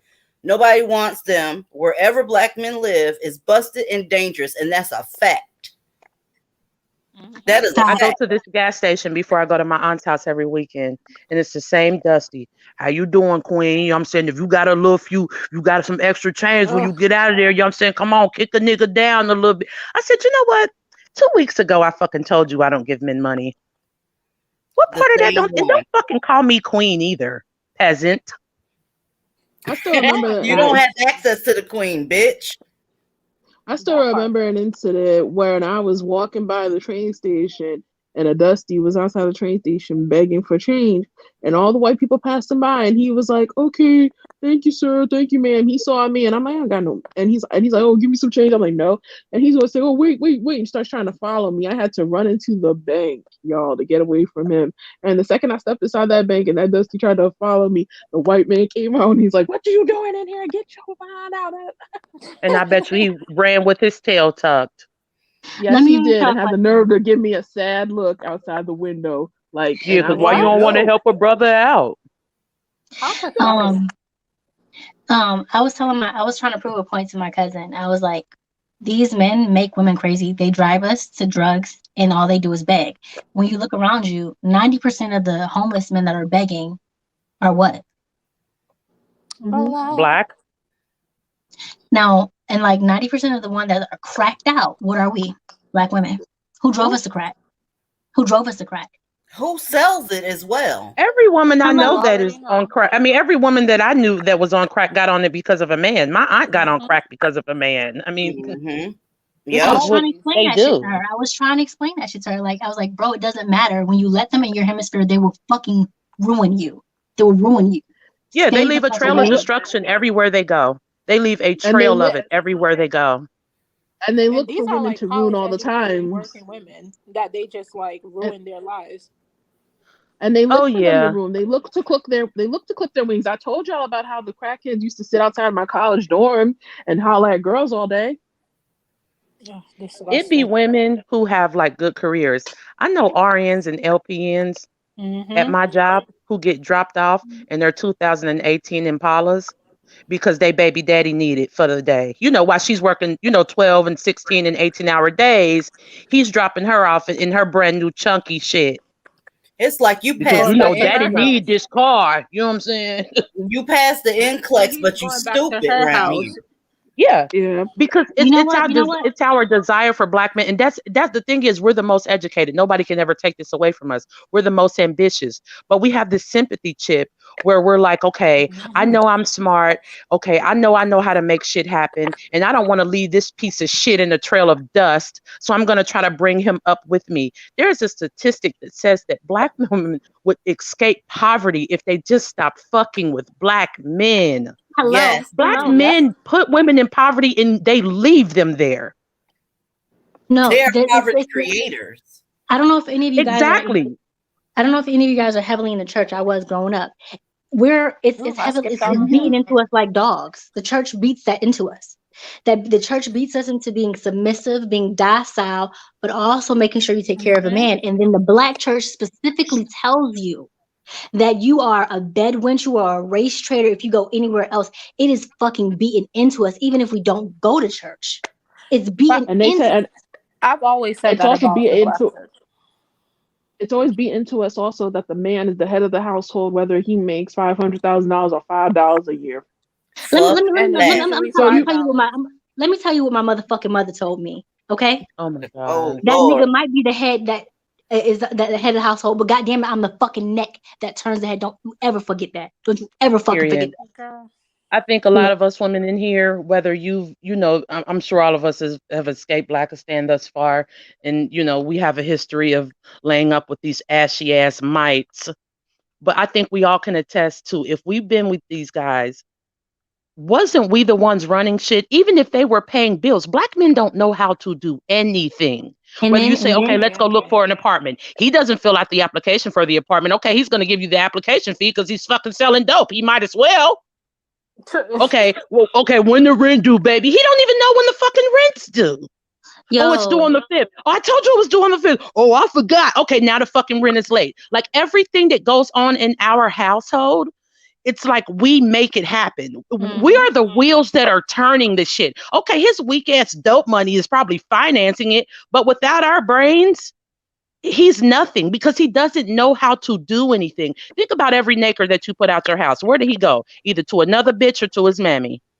Well, you see, Because he does not have the intellectual fortitude. He doesn't even know how to say, like, hey, how y'all doing? Y'all got the apartments available? Because he don't know how to talk to people. well, they got a He's 0.13 fucking stupid. GPA. What you expect with a 0.13 GPA? he couldn't even. I'm sorry. Go ahead. No, I was about to say he couldn't even get the 20 points to write his name and the date properly. Shit, he got a Yeah, one day he gonna be like, I used to have to help my ex fill out applications and stuff. And it would be simple shit on there. And he'd be like, baby, what this mean when they be like, like, come on. You don't know what this means? Baby, just fill it out for me. I got you. How could Like, you be what? so? You were so I went patient. Like, no, I He couldn't do it. doesn't. He did not know how to do anything. All he knew how to do was get in his pocket and hand me money. After a while, and I heard there's a statistic that says that people change every 7 years, and it was funny because my patience started running out at 2 or 3 years, but around the 7th year, I was like, I'm turning into a different person, and you're starting to look really gross. Like you have to go. Because it's like, I don't even know how I'm going to pay my rent, but you still need to fucking leave. Like, I didn't care how I was going to survive. I knew that if he stayed, I was already miserable. He was literally destroying me. I still remember in high school, I was taking earth science, and one of the star like basketball players used to always try to sit behind me and cheat. I remember, and I shit you not, the question he asked me, what's the answer to I'm really struggling? Where does sea salt come from?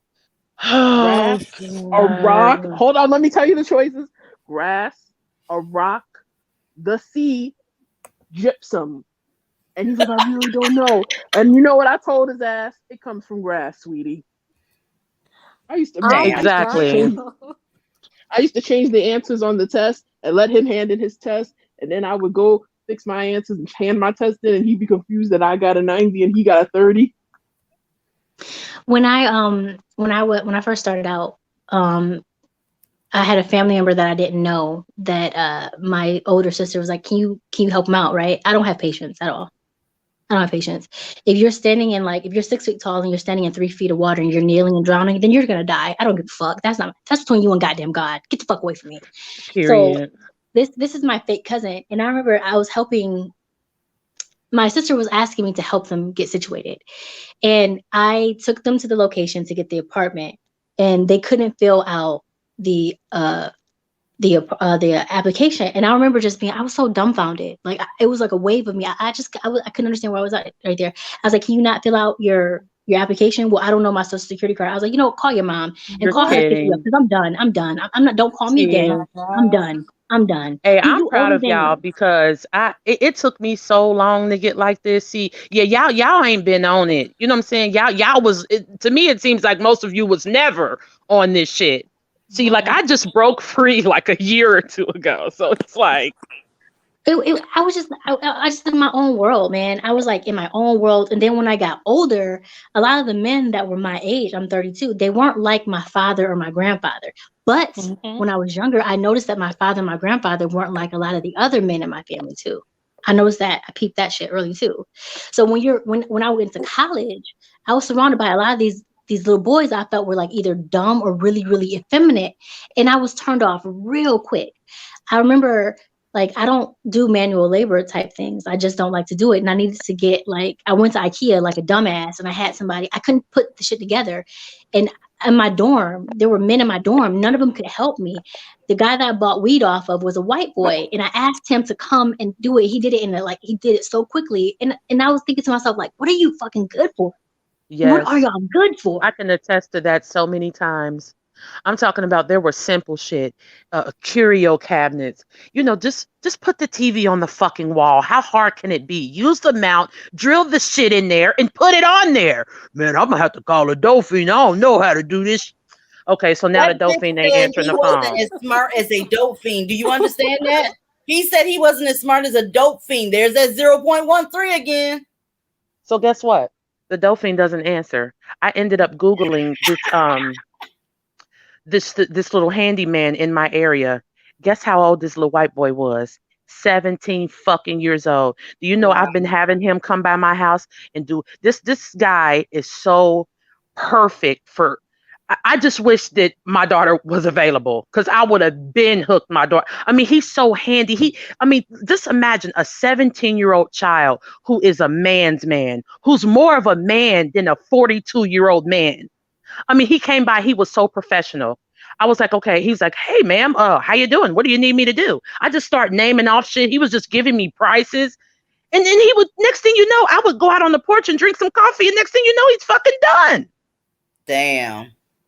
And he was like, will Go you leave ahead, me a good Chad. review? I said, certainly. Go ahead, Chad. I love some Chads, y'all. Exactly. I mean,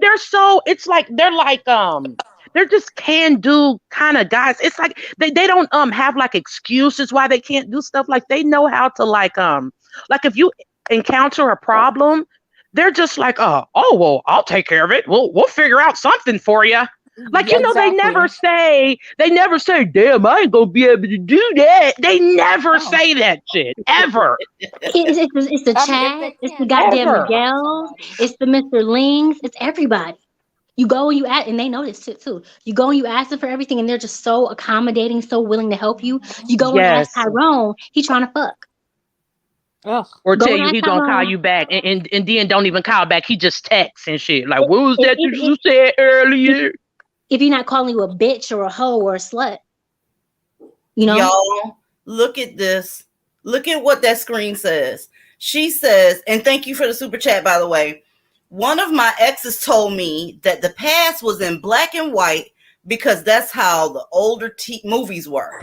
Do you Okay, I'm gonna go understand? overdose on pills.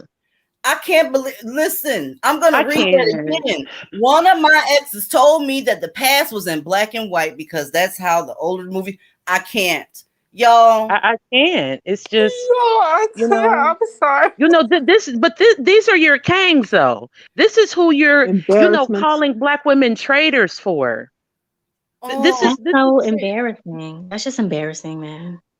please Please know take this off the screen. I'm dumbass, embarrassed, yo. they're driving vehicles, so I'm that much more scared. I don't want to get hit by one of these jackasses. Oh God, go ahead, y'all. Damn. Ooh, I am embarrassed. Y'all It go ahead. I'm was speechless. it was 8 Ball and MJG for me. It was 8 Ball and MJG for me that made me divest from the black community and from black men when they came out and they was talking about they was pimping and 8 Ball Yeah. was like 300 pounds and sweaty and With he his had nasty ass fucking mouth.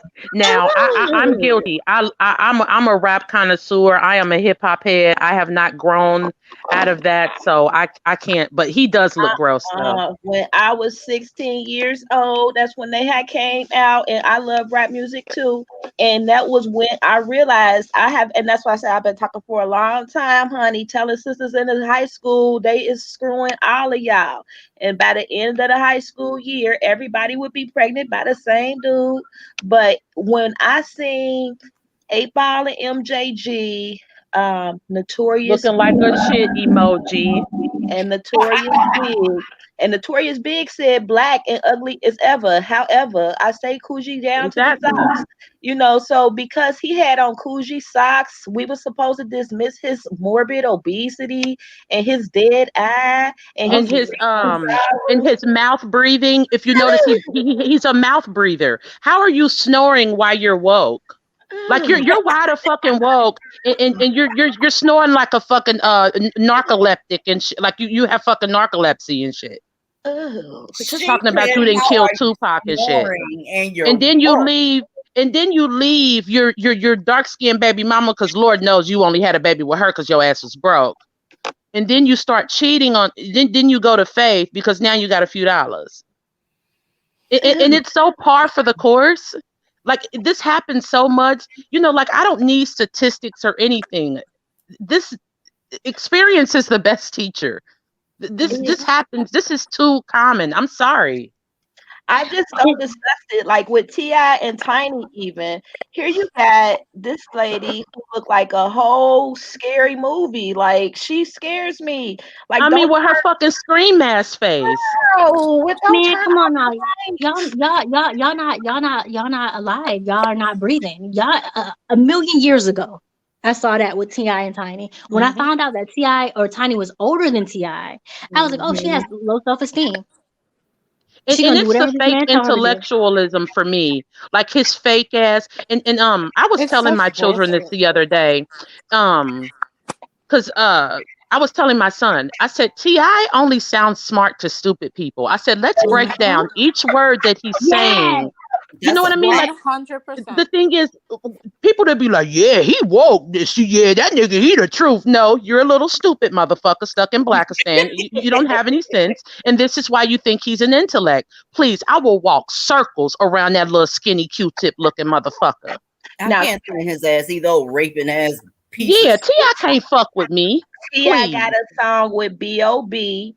where in the song Memories of a Past or something like that, he in his rap lyrics, he chronicles a sex train Thank on you. a He sure does. 14-year-old girl, how she enjoys it and how she And feels had the like audacity in the song to ask her, oh, why you let niggas do this to you? And why were you participating in this? And Like, how do you run a train on a girl and then turn around and ask her, why did you let us do this to you? I hope that comes up in court. and who put that in a song and told you that was something to be singing to? You know, You these know? black women, you know, His half-breed mammy. listen, like we got to be very careful too, because we rag on black men, but they don't get the audacity from anyone other than their mothers. Okay, That's true. we really need to hold these bitches accountable for their actions. And I hate calling women four-legged barking canines. I hate calling them that. But when all Please, you do it is is lay what it down is. and birth a fucking animal, you're a bitch to me, because you fucked up Mhm. my life now. Just like somebody said earlier, I'm secondhand embarrassed when I walk into rooms, and I've been asked before, are you married? Motherfuckers will not fuck with you if they know you're married to a black man. Check it out. You will go try to get a loan and you have a black man on your fucking record or anything like that. You will not get a loan. You will not get a house. Yeah, they're the poster Check it out. childs for poverty. And when you Exactly. just talked about blaming these bitches, okay, I just left my little cousin's baby shower. Okay, so she's having the baby by a foreign nigger with quote unquote pretty eyes. He looks gross, by the way, Oh my but it's God. okay, because he has pretty eyes and he has good hair. So who gives a fuck? That That he's a makes piece so of much shit. sense. Those Yeah, pretty eyes and that good yeah, hair is totally it's gonna so take care of her disgusting. health insurance. Yeah, It's so totally so gonna we're take care we're of her. opening the gifts. We're opening the gift, and his grandmother, she has a Rick Ross. I mean, total face. I mean, she looks like she's got fucking pubic hairs on her face. So Wow. my aunt is because by now my aunt is a little tipsy. So she's like, yeah, that little motherfucker, he was supposed to come to my baby shower and he didn't come and this and the third. So his grandmother heard her. And she was like, hold on. Y'all ain't about to be talking shit about my grandbaby. I said, hold on, baby. Don't run up on my aunt. I said, I'll pluck your fucking mustache. Don't play with my aunt. So my aunt pulled her to the side and she was like, I'm not trying to talk shit about your grandson, but he's really showing himself for who he is. Like, he hasn't checked on my daughter. He's not, he didn't even show up to the baby shower. Like, you need to check your grandson. And guess what this old mammy fat bitch said? Oh, he's still young. Y'all got to give him time. I said, let's just be mammy free. I told my aunt, I said, let's go. I said, because I'm at a point now where my patience for this is non-existent. A year or two ago, I would have been like, well, ma'am, I would have tried to have a conversation with her. Those days are over. See, this is the thing. You created this little gray ass, sorry little motherfucker. This is why he's not being here for my little cousin and his child, because of bitches like you. Now go get your fucking face wax and get the fuck out of here. Y'all got my side hurting, man. Not ridiculous. No shade, because that's your cousin, but your cousin's fucked up too. She's still like, motherfucker, do you know what Planned Parenthood is? Abortion is a beautiful thing, goddammit. Your life is gonna be so fucking difficult now. You are going to be judged by that bastard and that man. You do not exist anymore. You have no personality anymore. When a woman gets married to whatever or have a baby, you realize that our identity is now tied to our child or that man. Does she realize that? Yeah, I think she's just looking at, because she has so much family support, and it's like she's almost not even feeling the wrath of him not being there, because she's like, I don't care, I got you guys or whatever. And I'm like, yeah, we're here for you. And I'm like, but you're gonna have to go be like Usher and go file them motherfucking papers, because girl, he's not gonna take care of that baby. So you better than me. Let's go get the child support proceedings you going. Better than me. She better. I told my friend, I was like, no, I'm not here for you. I don't babysit. I won't give you shit. Fuck you. You're not fuck you. You made bad life decisions. Yo, you're gonna get me fucked up. You're gonna get me fucked up. Look up this show. Look up this show called Evil Lives or Evil Lives Here. I know Evil Lives Here. I know exactly what you're talking about. My favorites. They got an episode in 1992. This black lady met this man in a club. She had 2 beautiful daughters. She brought him home. Her niece, within the year, come tell her, your man told her daddy, your man touched me. She said she couldn't believe it. And they was just wrestling. Her niece come up missing. Her best friend wind up dead in her apartment. 6 women in her neighborhood wind up getting killed. Her daughters didn't come home from school one day because they were saying they were being abused at home because he had raped them. She had been sheltering a prolific serial killer.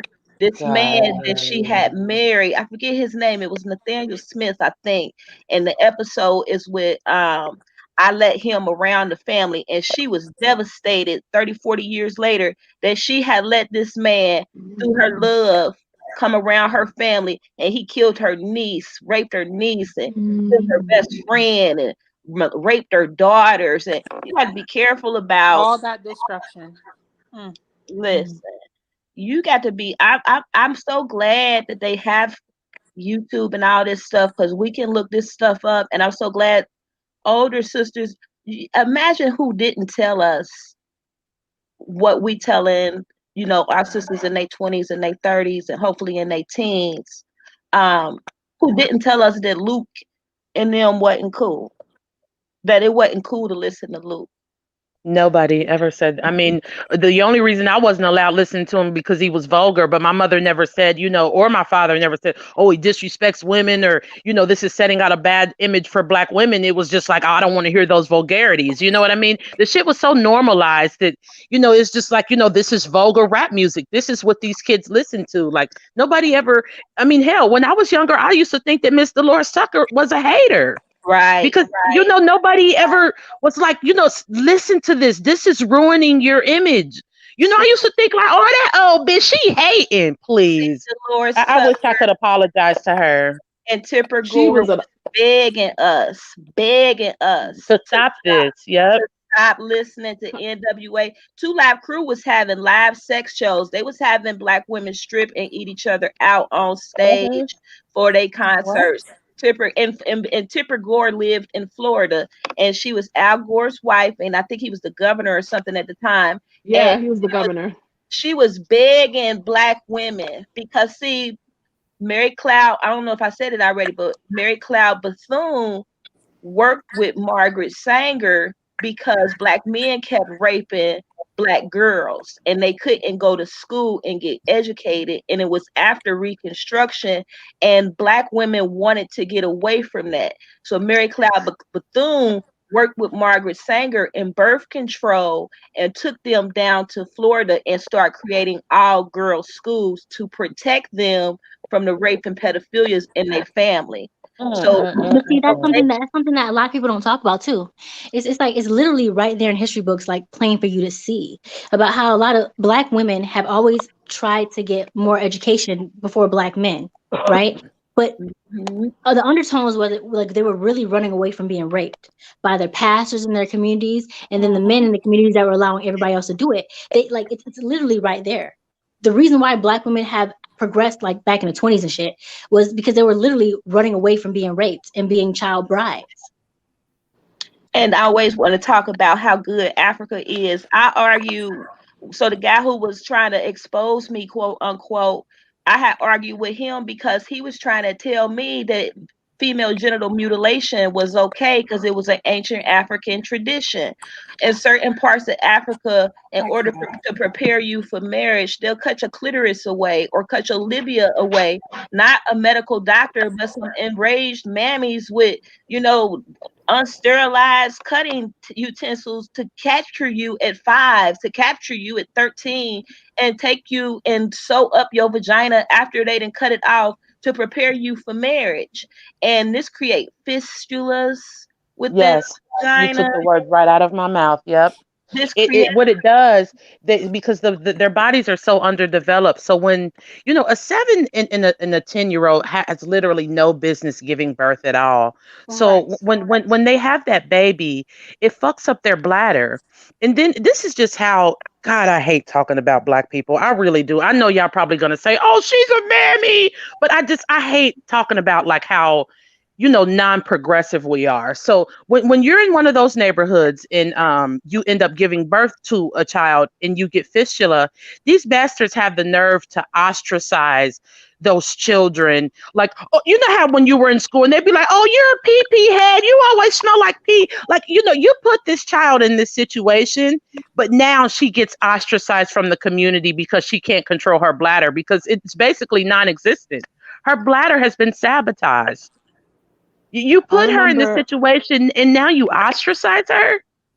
That's what they always do, though. She can't control her urine because of you fucking hounds. It doesn't matter whose fault it is. It's going to ultimately be your fault because you're the girl. You get what I'm saying? And then get mad at us for siding with the white quote unquote feminist doctors who want to go in and help the little girls because not only are they malnutrition with fistulas, but they can still be raped. In Nigeria, they always kidnap and they just kidnap some little schoolgirls.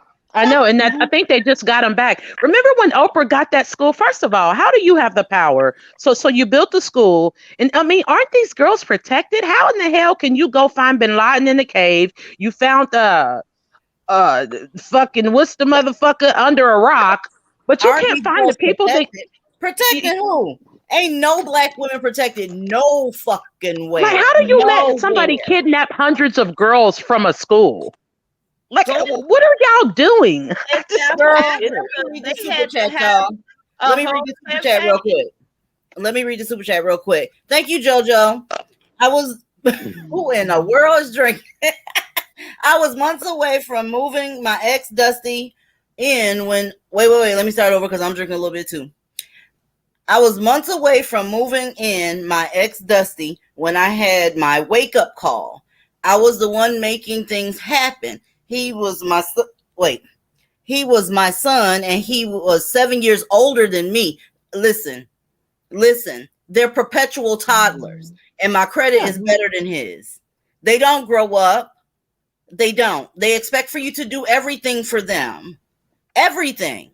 Yeah, they have no sense of leadership whatsoever. It's none. Anytime Y'all have to somebody help them tells wipe you, "Well, their y'all ass. won't let us lead, y'all won't let us," and it's again to the point now where standing up for yourself is even masculine. And before I even called, I read something in the chat that and I don't know who said this, but shout out to you. They were like, black men think everything is masculine besides building and what did they say? Building and providing. Like, standing up for yourself is masculine, saying fuck you is masculine. But when you say, how come you're not building and providing? Oh, well, the white man gonna come in. You better stop causing troubles. The white man, everything. The white man or the black woman. The We done white man had look. masculine as fuck, ain't he? Don't keep Listen, talking about honey. the white man because he masculine as fuck around this It's bitch. the Leave white it up man to for them. me. It's the white man for me because the police is who I call on you. I'm calling the white police on you if you turn up even a little bit. Now, in Namibia, they had to have a whole protest because the teachers kept raping the kids, the girls, and kicking them out of school for getting pregnant. They had to have Yeah, a and whole not only that, you can sleep with them for higher scores. Like, you can allow them to violate you to for to bring your grades up and stuff. Like, what is wrong? Like, come on, you So motherfuckers have been at the disgusting. bottom for centuries. I forget. Somebody got I to mute their forget. background. Somebody got to I mute their forget. background because it sounds like somebody juggling their phone, honey. I Yeah, like come forget. on, like you've been at the bottom for centuries. I just want to tell y'all if you guys have ever seen this, and if not, you need to look it up. Um, there's a village in Africa where the women were so tired of getting fucked over by these bums, by these fucking bottom feeding slugs, that they formed a community for themselves. They were allowing the white men to come in there and rape them. They weren't building, they weren't providing, they were not doing anything. And of course, they were blaming the women. Oh, why is you let here the white man do this bullshit? So the women came together and was like, fuck these motherfuckers. That's one thing I can say about black women. We can make shit. We can take a pile of shit and make a chocolate cake out of it. I mean, this is just how we are. Like, you know what I mean? Like everything we do, it's like we can literally turn nothing into something. Like, that's why I don't really like that black girl magic trope or whatever. But it's like every time something fucked up is in front of us, we make something better out of it all the time. So these women, they got together and they were like, okay, the black men aren't protecting us. Let's build our own community away from these fucking degenerates. So now it's called a village of no women. I mean, of no men. And it's a village of women. Black men are not allowed there. So, the reporter, he caught over a dusty naked. I mean, his fucking knuckles were so white it looked like he had been snorting cocaine. But he's too broke, so I know he doesn't have any coke. But he came over to him and he was like, well, what do you think about this village? How do you feel about the fact that, you're not allowed to come there or whatever? His only comeback was, women can't build societies. Then what the fuck are they doing then? Those women were beautiful. They had on the most beautiful garb. They were clean. They wasn't fucking ashy. They had food. I mean, everything was beautiful. It was prosperous. Why? Because they got the raid and they sprayed out the roaches. Melinda, Can I say one only thing? comeback. Hold up, y'all. Melinda, 1973. Thank you so much, babe. And to Kate Sloan, thank you for this space and thank you for being here, honey. Go ahead. Sorry, y'all. I want to say something because I don't know if there's anyone else in the back waiting to hop on, and I don't want to take up too much space. But one thing that I feel like, I could be 1,000% wrong, y'all correct me, but I feel like black men, I don't know when they were broken and how it was broken, but whatever the case may be, they want to dominate women. And it's evident by the way they have sex with women, the way they talk about having sex with women. They don't want to please us. They have no aspiration to make us feel good. What they do is they use our body to masturbate with. They fuck us because that's how boys jack off. They jack off to the wrist fucking break. They fucking themselves so hard. And that's how they have sex with us. And when we take it back to the African, the genital mutilation, they do that specifically so that they can just get what they want out of you because your pleasure is not of a concern to them. If they mutilate your clitoris, that the clitoris, the only purpose of it is for, sexual stimulation. If you mutilate it, you have no sexual stimulation. You get nothing out of them constantly humping on you. These men have never wanted to be our equals. They can never compare. Ever. They've always wanted to dominate us. And the only way that they can do us is because they're physically stronger than us. They're not mentally stronger than us, is to sexually all. abuse us and exploit us. So when it comes to like the villages with no men, and then the sexual mutilation, and then the way the men talk about having sex with us and music, and then I don't know what your experiences are with black dudes having sex, but I feel like I can't imagine enjoying that shit, you know? And it's all You'll about have sexual some, like there's exploitation. some, like even like the older ones, God, all of these motherfuckers are deplorable. But it's like it'll be like an older one that'll be like, yeah, I know how to make love to you, I'll get you together and all this bullshit. And then when he does, it's like it starts off okay, but it's like, oh, I can't leave without being violent. Like I gotta beat this pussy down to the lowest denominator. Like, what the fuck are you doing? Yeah, my thing was like, This when is do not they even. think? How does that? How? When do they think that felt good? Like beating us and abusing us. It's not Like it's not about you. You're right. They're using us as vessels for pleasure. You're right. literally, I'm they sorry. masturbate with our bodies. That's literally what they Yeah. do. Have you ever seen like the porn I like? I like to watch guys jack off. Okay, that's my thing. Okay, have you? Oh If wow. you watch them jack off, they shaking the bed. They go to town. Like they going to town. That is how I Yeah, feel. They it's a have sex very with us. violent orgasm. It's a Yes. very it's an over the top kind of, I'm sure we've all, experienced it or whatever, but you know how it kind of just makes us, shake a little bit and we go limp and then we're like, oh yeah. It's like an out of body experience for us. But for them, it's like, oh, come on, motherfucker. Like he's turning into a fucking monster. Who's Like, your what the daddy? fuck are Who's you your doing? daddy? You Not are you, a nigga. You rabid ain't paying no beast. bill. Like, Yeah, like that's it. say my name. I mean, what is your name? Dusty fucking Naker? Move. Like, okay, Tyrone, enough is a fucking enough with this welfare dick. Like, this shit is done. Like, take this felony and this misdemeanor dick and shove it up a man's ass. I mean, that's probably what you're doing anyway. So, like this shit is trash.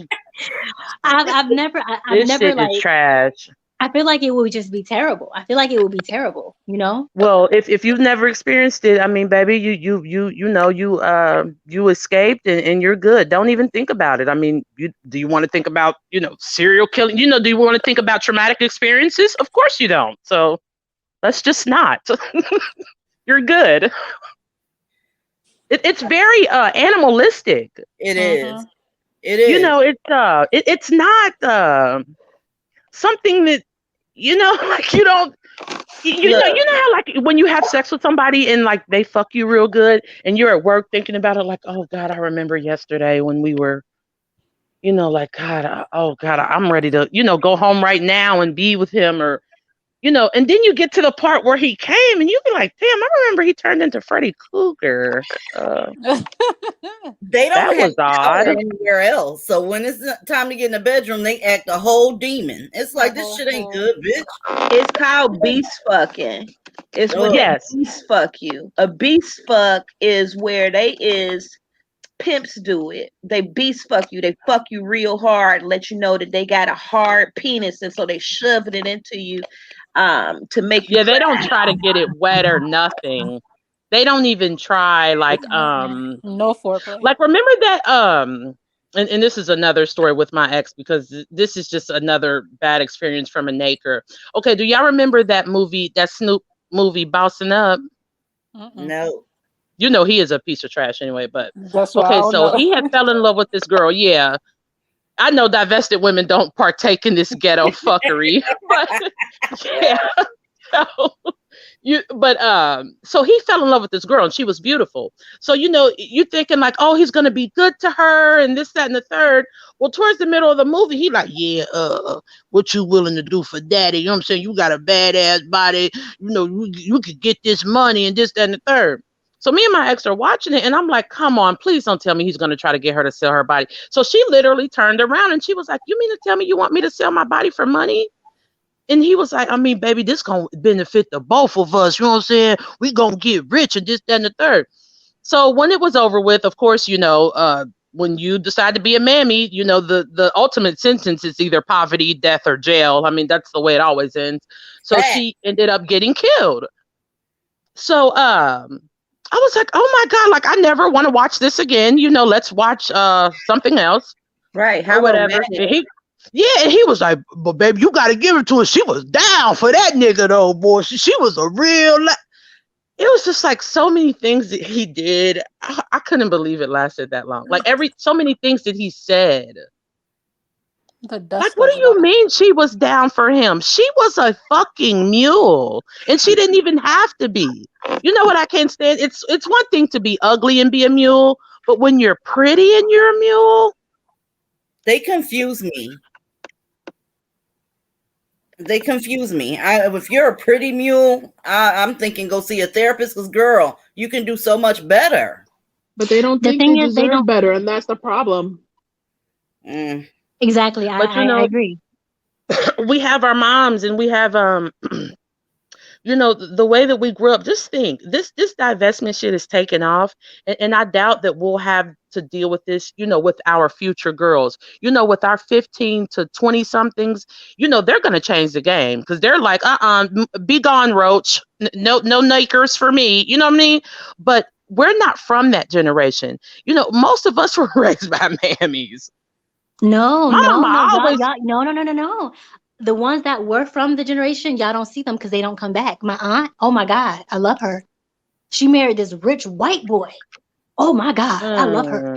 She is 70. I love that woman. And then my other cousin did the same thing. And I know them because, like, when I was going to school, they were helping me, but they don't come back. They're there, but they don't come back. Because the thing is, I think our generation, we use social media to spread the message.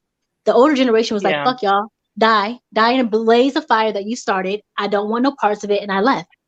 There's been a lot of divestment that's been going on. A lot. They just don't, Yeah. they didn't have the chance to speak on it because they would just get backlashed and bombarded. It's been going on for years. It's just that we're now more vocal about it. I have a confession. So I'm estranged from my biological father at the time, but about 10 years ago, we went to the foot wash down in Alabama, and that's when a bunch of black folks get together, barbecue, hang out in the woods, and ride on ATVs and stuff. So I remember one of my cousins. I used to see her when I was little, and I always feel like she acted like Hillary Banks. And since I don't know, I guess I've always had a decent vocabulary and a decent intellect, but my mindset then was I don't care that I don't quote unquote talk ghetto. I still don't act white, if you know what I mean, if you will. So when I would see her, I used to be like, "Why she thinks she white? She act like Hillary Banks. I don't like her," and this and the third. So when we went down to the foot wash, I was telling my dad, I said, "Oh my God, I haven't seen her in years." And he was like, "Yeah, she fucking with some white boy down in Florida. Them motherfuckers got money too." And I was like, so I went up to her and I hugged her. I was like, "Oh my God, she still talks like Hillary Banks and stuff." And he was like, "Yeah, she thinks she white." Like, and so, like the whole family, it's like when they see her, it's like, "Oh, hey, there's Marie." But it's like, "Oh, fuck Marie." But now I know at this point, Marie's divested and y'all are fucking hating, period. So the thing is, I noticed a lot, maybe it's because I'm a New Yorker, but I noticed a lot of black people, they hold their tongue. My family, we just probably don't have no proof. Like my family, like, yeah, I like that pink nigga, and my bills are being paid. Fuck you. Yeah. My slogan. See, if my you slogan did that since in I my was like family, 12. some people would be like, "Girl, I know that's right," and then other people will walk away and start talking shit about you. I mean, that's But guess just the what? way. But guess what, honey? I can fight and I'll beat your bitch ass. Okay, I believe in Absolutely. violence. I believe in violence. Okay, Me too. violence is a very effective means. Okay, goddamn it, I will beat Absolutely. your bitch ass. It's one of it's a universal language, actually. So yeah, Yeah, like I get it. I'm like, I just like, what do you mean I act white?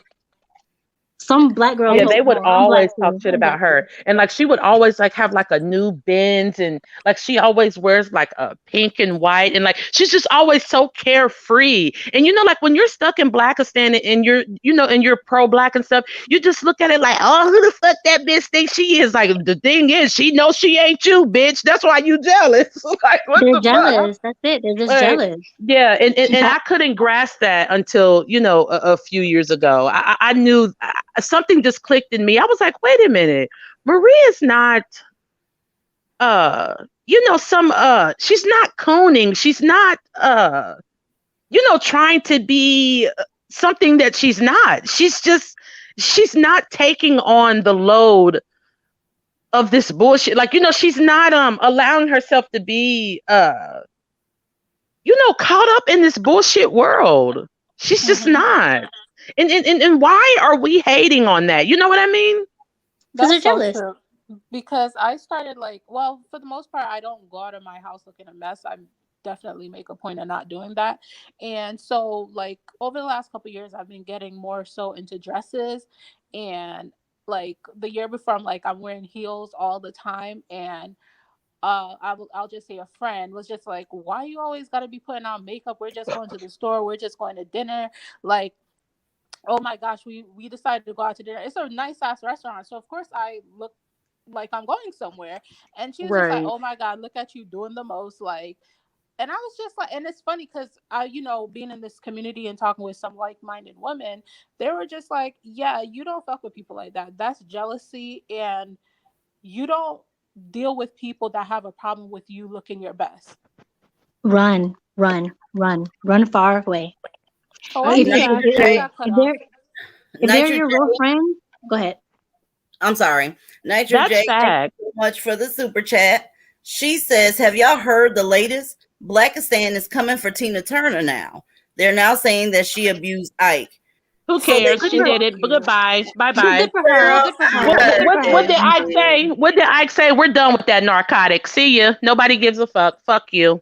Who They don't cares? want to get me started on history because we can talk about the gay tryst that Malcolm X had all the time. You want to talk about history or no? This is the thing. Tina Turner has been divested for so long that she literally has a European accent at this point. Like, come on. Tina Turner literally talks like she's not from And I love Nutbush. it. You see, her husband gave her what? Didn't he give her a kidney? You think a Dusty would? Yeah, he gave her a kidney. And Dusty wouldn't give her a kidney bean. Probably trying to kill her. Right. From those food pantries where they give you the dry beans, he'd be like, well, baby, we ain't got enough. Man, get the fuck out of They here. always We got to say these and put these in some ham hocks. Tina Turner, Judge Joe Brown put that mess out about Tina Turner. He tried to say that she was pimping, and that's when Ike and her got together and he made her into a singer, but she was some abuser of women herself, etc. But Tina Turner is an excellent example of how you should look as a Black woman, as far as heels and dress or whatever it is to make you feel feminine and sexy. You have to, I've found in my dating life, foreign men, whether they be Indian, like I used to date this one guy, he was Jamaican, but he was West Indian. So he was Indian, but he was Black. And he was a IT, he was some type of IT director at some cell phone network. Anyway, always brought me gifts. Every time he seen me, he had chocolates, he had strawberries, he had a little earring set. He was just always so appreciative. Yeah, they're very kind. They're very giving and thoughtful. Really quick, I have a strong personality, as you guys can tell already. But my supervisor, he's white, so I've had a couple issues in my life. I almost lost my house, and so like last year, on a limb, I just called him. And I was like, hey, I really need to talk to you because he's done little things for me. I mean, I don't think he's attracted to me or anything. He's married. But again, white males, they're just, they're problem solvers. Like, it's almost like you can't come to them with an issue and they don't fold. They just don't. So I was like, look, do you have any friends? Because he's rich. I was like, do you have any friends that own any properties? Like, do you have any friends that have a 3-bedroom, that own any apartment complexes or any properties? He was like, yeah, what's going on? I said, I'm about to lose my house. And he was like, you need to come in and talk to me before you go to work. And we sat down and we talked. He was like, either way, I'm not going to let you be homeless. He was like, let me know what your landlord says. He was like, we'll work it out. He was like, and guess what? He was like, calm down. Didn't I tell you I was here for you? And I'm like, what the fuck? My ex would have never said this. So I was at work. And so I was at work and one of my coworkers, another LPN, she makes good money. Like she's been in the field longer than me, and her Dusty drives her 2018 Impala to work every day, and his jeans are always fucking filthy and his nails are gross. She had heard me on the phone with my supervisor, and she was like, I ain't trying to be funny, girl, but every time you talk to him, you be talking all sweet and shit. You don't talk like that to us, bitch. And I started thinking to myself, it's like, I don't know why, because he is someone's husband and I'm not attracted to him or anything, but he makes me feel safe or something. Like, he makes me feel like everything is going to be all right. It brings out your femininity. And I don't know why. Because he's a real man, and when they're around, it brings out your femininity. It just boils straight to the fucking top. Like how I'm talking to y'all. Like when I call him, I'll be like, hi, good morning. Like I just completely change. Because that's what a man for would do. some reason. That's what a man would do for you. These little fucking bitches can't do shit for you. Why am I gonna talk to you like a man? You're a fucking bitch.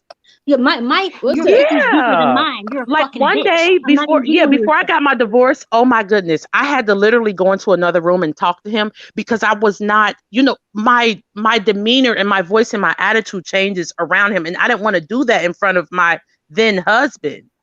So I'm like, fuck, Aaron's calling me. Like, so I went outside. I'm like, oh, hey, hi. He was like, how you doing, young lady? How's everything going? I told you everything would work out. I gotcha. And I'm like, why is he doing this? Staying with him for so long? I'm genuinely confused. Because this is just what happens. I mean, I guess there are a plethora of reasons. Did he give you orgasms? Yeah, he a good ass head buster. Don't get it twisted. He a good ass head buster, but yeah. I mean, this is the thing. When you fuck everybody, of course you're gonna perfect it. You know what I mean? Mm-hmm. And it is free. But yeah, so like when George Floyd got killed, okay, most of us that work for him most of us are Black. So he's like, he thinks like he's woke or whatever. So like he sent out emails like, guys, we really do need to get together and go out to dinner and talk. And, I want you guys to know that I'm here for you. And I cannot believe the state of this country. I love you guys as, I love working with you guys, but I do not want you guys to think that I'm oblivious to what is happening to Black people in this country. Like, I'm here for you guys. So we went out to dinner and everybody else left and I was the last one there. And he was like, out of all these women, he was like, you are so intriguing. And I was like, there are a lot of positive things I could say about you too, but I'm going to go ahead and go. Like, because I felt myself like, okay, I can't feel like this, like he's such I would have climbed up on that thing. Let me stop. Right. It's their manliness. It's their manliness. That's what makes you attracted to him, not his physical feature, but the fact that he is a man. Yeah, because he's not like one of those white boys where you would be like, oh, he look good as fuck. Like he's not, like a George Clooney or a Brad Pitt or anything, but it doesn't matter. Like it's like I don't even care about his looks. Like if he divorced his wife, I would say something to him. I'm sorry. I don't because blame he has been there for me way too much. And then it's like sometimes our private conversations are almost heading towards, it's almost away from the employer to the friendly.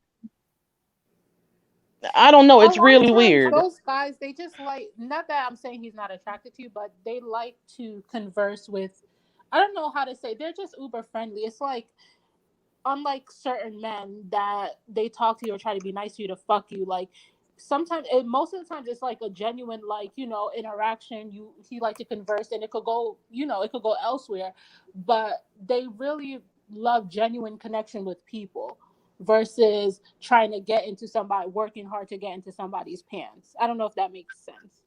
Yeah, I get it. Because it's like, I don't know, like I'm not trying to like talk shit about my coworkers because I love those ladies, but you kind of be around Black women and you're like, you kind of don't match my intellect, but you still my girl, And it's like, I mean, y'all, I fuck with y'all, I love y'all, but y'all are not, and I think like the way that I speak to him and the way that they speak to him, it's like it was almost something like it's like he's seen something in me that he didn't see in them. He's not on their radar. Most of us Black women don't even consider white men because of what we were taught. Right. Yeah, we always get taught, don't bring a white boy home. Yeah. I still get teased to this day because I had a crush on a Chinese boy in junior high school. Girl, Filipino. Mm. And Mm. Y'all, I've I been up still here get for teased. 2.5 hours. Y'all knew it was coming. Finna bust in here and tell y'all I'm taking my ass to bed. The entire ass to bed. Hey, I appreciate you being there. Y'all have a good night. I love roasting them neckers anytime. You know we're gonna do it again. Bring your ass back up here. I can't wait to see some of the ladies in the chat that always are here. Click on that link so we can do the damn thing, okay? Yeah, I'll definitely come back. You ladies are amazing. Thank you. I Thank you for appreciate all having me up y'all. here. Thank you Look, so you're much. always welcome up here. And I want to thank everybody in the chat for coming. Mammies, before y'all click off, remember what I said about that goddamn door in the morning. Don't slam that door. I might have to get up. I appreciate y'all. Talk to y'all later. Thanks, ladies. Thank you once again. Bye.